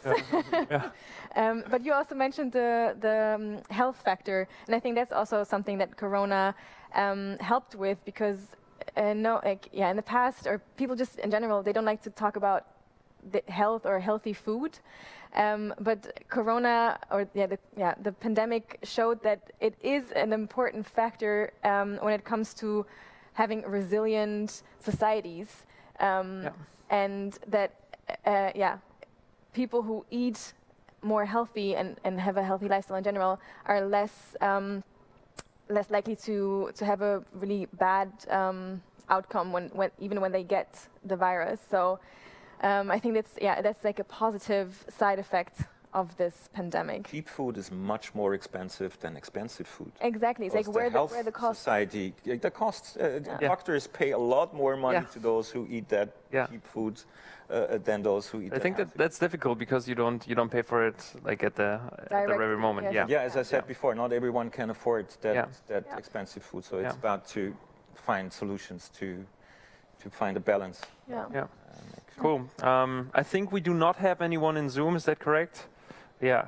Unfortunately, so people are shy or comfortable at home. We are zoomed to death after 6 months of conference calls and nobody wants to look into the tiny camera again. Like, come on, I want to be here. But we have a pretty interesting question here. Given that loneliness is predicted to be one of the greatest threats to public health, and at the same time, one of the most important aspects of food is the social aspect, how do you see the digitalization of the industry from an ethical point of view? So less human interaction, consuming meals alone, like ordering food and stuff. How do you see that part? This is an open question to everyone, I would say. Yeah, I mean, from my experience, so obviously we are sort of, as a fast casual restaurant chain, it's based a lot of sort of fast and convenience and having sort of a very fragmented market and just, you know, providing you with food just at the point where you want, and maybe the social aspect, it doesn't really play a big role, so for us at least. So I think sort of the market will divide into two pieces. So one, you have sort of this, you know, faster, convenience, very variable, agile type of food. But I highly doubt that, you know, for the times that we spend together, I think even when they become a bit more scarce, like in this time, the times that we then come back together, like we do now on this table, I think they are even more important and they will be more valued, and hence I think food will there play a more important role, because all of a sudden we've appreciated it coming back together more. So everything around sort of the full service event-based stuff, I think in the end, I highly doubt that we now all become sort of, you know, lone rangers and never speak to each other. I think it will become more valuable. Yeah, I think that's the experience that I also made talking to our network, and I think the point is actually very, very interesting, and I'm reading about this a lot, about mental health and what community has to do with it, and I think, yeah, the food has, as you said very nicely, is the glue of the society, and I think restaurants play such a big role, and we really also felt it during the time when we were closed, and now that people are coming back, like it's such a it's a cultural place to come together, and I think that's why this like normal restaurant will never be will never go, and there will only be those tech restaurants where you can get something out of a box and have no interaction. I think there will always be the restaurants, but I think it's the biggest hurdle right now for restaurants to still provide that space, because most of the concepts are built on the hospitality, on the service, on the interconnection, on the touching and doing good. And I think that's the biggest hurdle now for these kinds of restaurants to have a distance. And when it comes to loneliness, I had to immediately think of our aging society and the elderly. We also work with, or we worked pre-corona with elderly homes. And I think there it's going to be really interesting how it's going to develop in the future. I mean, digitalization doesn't play a big role there. Yes. But I was just thinking, how will they find ways of still bringing the elderly together and share a meal and maybe share their experiences, share stories, and enjoy a meal together. Yeah, maybe there are digital ways to make that happen. Yeah, maybe. But maybe we can sum it up like this, that there will be like two paths. One is this, food has to work, food has to be healthy, maybe organic, and give me the satisfaction at lunch. But there's also this big portion of coming together and having a really, really good time, like we had here on this panel, I think, right? Cool. So let's look into our live poll. We have a result. So the most interesting thing, the most interesting innovation in hospitality for our viewers would be AI-driven menu customization. I would have chosen the same thing, honestly. Maybe coming into a restaurant and, like, being honest, it scans my face, it knows me, and it tells me, oh, he likes avocado and salmon together with some soy or something. I would love that. You would also never annoy your partner the whole time because you can't, you don't know what you want to eat, and then you want his meal. You know, like it would be really practical. That's why my wife and I, we always share everything so that you can have everything. Yeah. Cool. Thank you so much for being here. Thank you for the great discussion. Also, once again, thank you to our viewers, because a panel is only really interesting when people are also watching and listening and asking questions. Thanks for that. Yeah, that's it for today. This was our final panel. I think we all had a great time. We had great discussions here. And yeah, this was the first Next Bite show. We are really looking forward to seeing your feedback on this event. And thanks for being online. Thanks for waiting at the beginning because we had some technical issues. Thanks for being here. We will have a good time here at Factory Berlin now. If you're ever at Görlitzer Park or in Mitte, check the space out. It's a great co-working space. And also in Mitte, KitchenTown Berlin, if you want to see, for example, 8Meat, a robotic kitchen, or Fly, try some good milk. Alternative, I'm sorry. Go there, try it, and have a great evening. Enjoy your Thursday, and of course, stay healthy. Bye-bye.